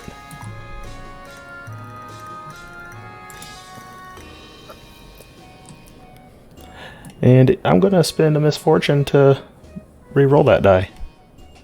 Add another to it, so it's gonna become a 6. Oh, you're gonna parry? You didn't parry. Wait, why did I laugh? So 6 plus 5, that's 11 to you, Nadia.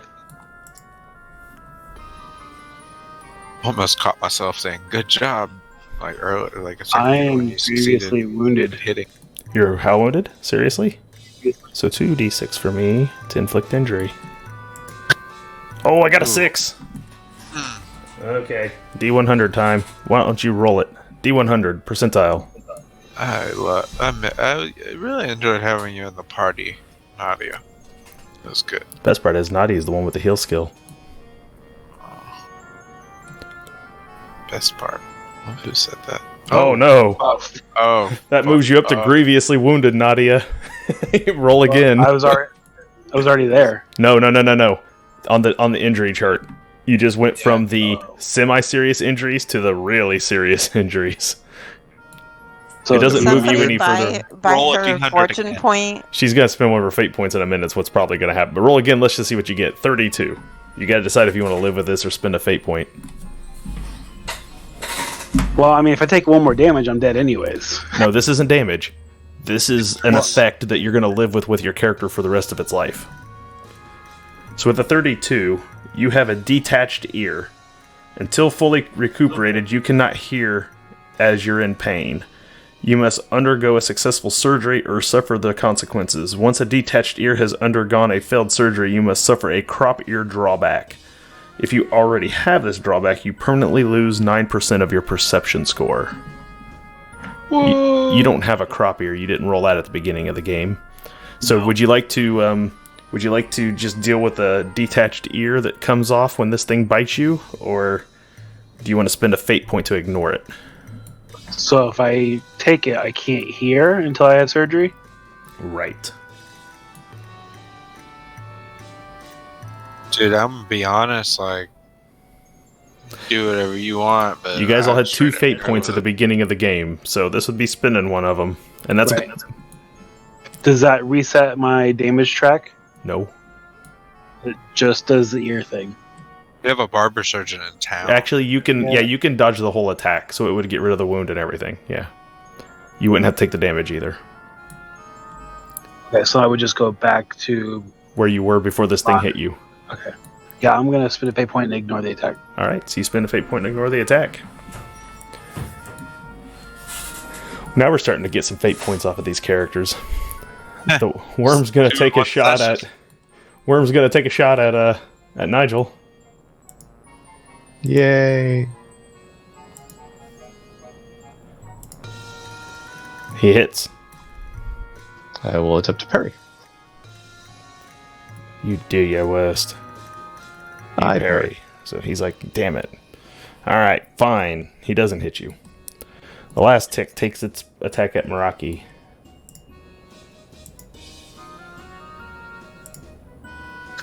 And I'll spend a fortune. Yeah. Bah, I still missed. Bring it on. Taste your own medicine.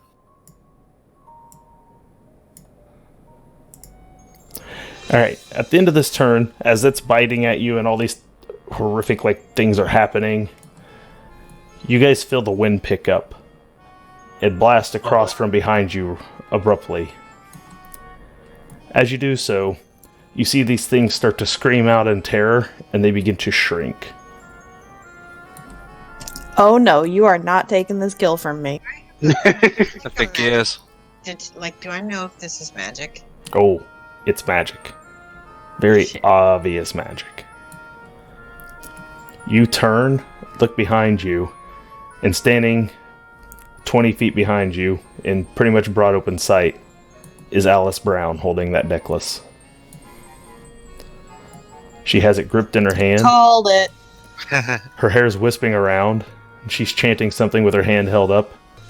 And you see that that these things are... You feel the magic that's being held inside of these creatures that you're fighting suddenly give way, and they start to revert back to their normal size, which, in the case of the worms, is actually quite microscopic almost.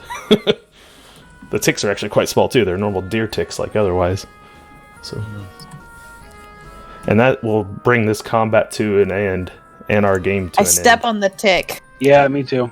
Okay, well it's fat. It's one of those fat ones, so you can try to squash it if you want. But ticks don't really squash very well. But Can I recover any arrows that at all, or One. how does that work? One. Thank you.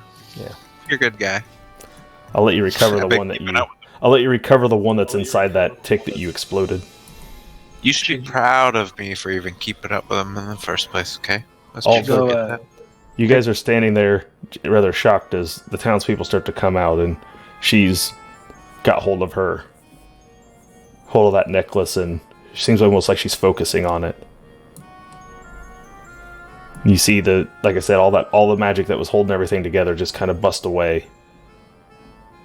And over on the other side of the village where the wolves had run in, as everyone's kind of stopped looking around, you see that shadowy figure standing over by the edge of town. Yeah. And it turns and starts to walk back towards the river. Damn it, Milton! And that's where we're going to wrap. So, thank you everybody for coming to today's game. I am sorry I did not burn Zelina alive. I really wanted to. Of course, players will be players, and they'll intervene on all the best DM laid plans. I even made art for it. I mean, come on. I really wanted this to go Told down. you, called it. But, that's what happens when you make art as a GM and you plan something. It's just guaranteed to never actually happen. But tune in next week, because we may not have burned this witch, but we may have found another one. That one might Yeah, but get to she's burn, cool. too. Yeah, we like her.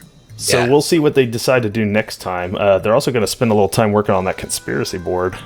So I'm going to go ahead and move you guys back. Oh, let's do corruption before we leave. We can't leave without corruption. There's all kinds of corruption today. Nah. No boy. All right, so I'm willing to say that everyone who got knocked down to lightly wounded takes 3 corruption. So if you got hit at all, you go down to 3. So you add that little circle in your alignment, you put a 3 in there. If you went down a level below that, you'll take 6 instead of 3. And if you got down to the really bad levels, which luckily Nadia just avoided with a fate point. I think even Hagen avoided with a fate point earlier too. You would take 9. Those are like super grievously bad injuries. Would do that sort of stuff to you. I have moderately. What's that? So I get 6. You all need to make resolve rolls at challenging real quick too, to see how much peril you take from all of this whole ordeal. So, if I took 0 damage, I didn't gain any corruption? That's right, you don't get corruption. Okay. You did witness the supernatural, so everyone will get 3 more for witnessing the supernatural. That's everyone across the board. Then if you took any injuries, add your 3/6 to it on top of that. So Then you want us to roll resolve now? And then make a resolve roll at challenging to see how much peril you're going to have starting out next game.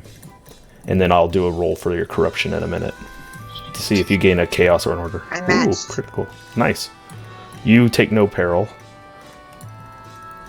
Let's see. Nigel will take no peril because he has indifference. That's only for Blood and guts, right? Oh yeah, the supernatural blood you would and take. guts. That's right. So let me get. But if it's only the supernatural, so do I not take peril from my injuries? No, you take. That's corruption. Oh, okay. You take corruption from your injuries. If you had any of those. I had one, a light. Those of you who fail take 11 peril. So figure out where that puts you on your peril track on the first page.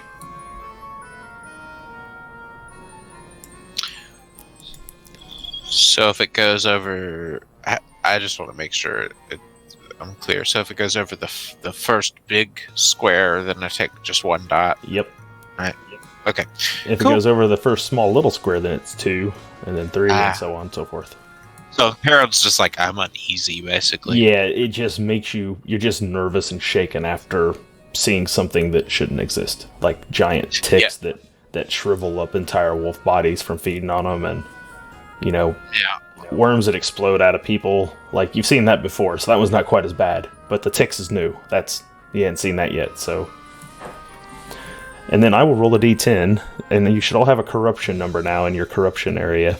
None of you took any super bad offensive stuff today. You didn't do anything too heinously bad. I don't think do I have corruption because I didn't get injured or anything. 3. You three just from witnessing this horrific magic Okay. with these creatures, and seeing the wolves get just shriveled and crumpled up, and all that gives you corruption too.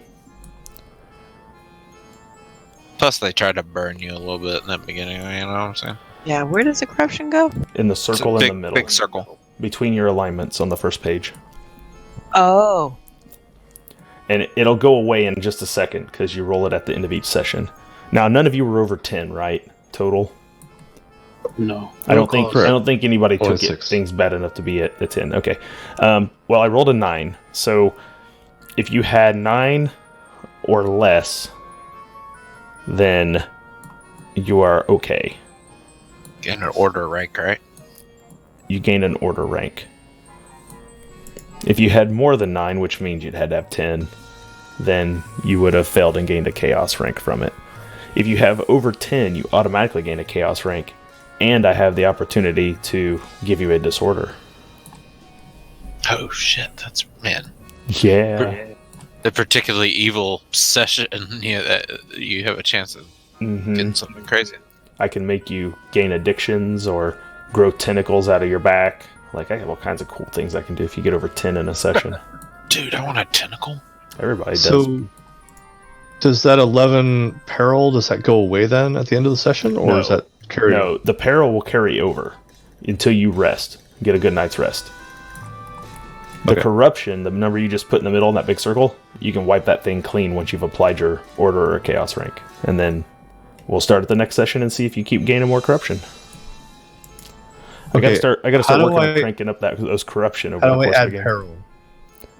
On your you have a peril 'Cause- track on the first page, just like you have so you move it down one to if you took it. Oh, okay. So 11 is more than 8, so I just go to imperiled instead of unhindered. And Alright, Imperiled gotcha. has no negatives. It's just you're shaken up a little bit because you're not used to seeing. You were the one who was convinced that this was just a guy out there, right? Remember, you're like, oh no, we didn't see a Yeah. devil. It was just a man. Well, now you've seen its magics warp ticks into giant man-eating ticks. So now you're a little shaken. I'm having some flashbacks to my hometown. Yeah. So that's where we're gonna leave this. I will work on getting all these tokens set up so you guys can move them. For those of you who are watching, thanks for tuning in. This has been Terra and Treefell, a Zweihander RPG game. We saw a lot of cool systems kind of used tonight. It was a good night for systems. We saw a lot of combat systems. We saw a lot of fortune move back and forth. We saw a lot of we got even conspiracy going on in here now. They Fate learned point. a lot tonight, so it was a good night for them to kind of slowly start to unravel some of what's gone on here in Treefell. Finally, they've kind of danced around it for a while, and tonight they kind of got to sink their teeth into it a bit. So if you have any theories out there, rewatch the episode. If you got any good theories about what's going on or what's happening, make sure you post them in the comments. Get on our Discord, talk about it in there, all that good stuff. Anybody have anything they want to mention on the way out? I stream and paint miniatures and teach painting every Monday, Wednesday, Friday on Shoshi's Mini Twitch TV/Shoshi's Mini. All right. You can find me tomorrow night. Ooh, man, my screen got all kinds of fuzzy there. It looks like, oh, we got us a new McNasty. The ad is incredible. Yeah, we get automatic ads these days. Sorry about that, but it happens. And tomorrow you'll be able to find me playing some Zweihander over at Grim and Perilous Gaming. That's on Twitch, Grim and Perilous Gaming, the home of Zweihander, actually. I play an adherent who's a nun. He's a male halfling nun who's master of the low blow, uses a cudgel, ramps up his damage with magic, and just beats the living crap out of things, and yells at Leopold's character for being incompetent, no matter if he's incompetent or not. Yeah, I'm actually a good guy, and he's terrible, but, whatever. My guy's a complete a-hole. It's a lot of fun, though, so tune in 10 p.m. tomorrow night for The Enemy Within. We're playing through a Warhammer module being ran by Matt Jousm. So, Matt, we like Matt. He's a good guy. Oh, and I want to plug something. Yeah, go for it. I got a something. Check out twitch.tv/zombieorpheus. They run a lot of cool shows, Masters of the Metaverse, and they're going to do Death from Above, Stompy Robot Battletech shows coming soon. And they have a ZOE game night, so check it out. Also, check them out on YouTube, too. They have a lot of good tabletop RPG themed films that are hilarious. All right. And again, you'll find me Monday night. We have the Wisdom Check, 10 p.m. here at Tabletop to Keyboard. Me and Jeff will be bringing Hope Lavelle onto the show, who does motion capture, stunt work, all kinds of cool stuff. So tune in for our talk with Hope on Monday night, 10 p.m. here for the Wisdom Check. And with that, we have run late tonight. Thank you to my players for not falling asleep. I will definitely try harder to kill you next time so you get some of the fortune points back. And everyone else out there, we'll catch you later. Peace. Bye. Cool. Bye.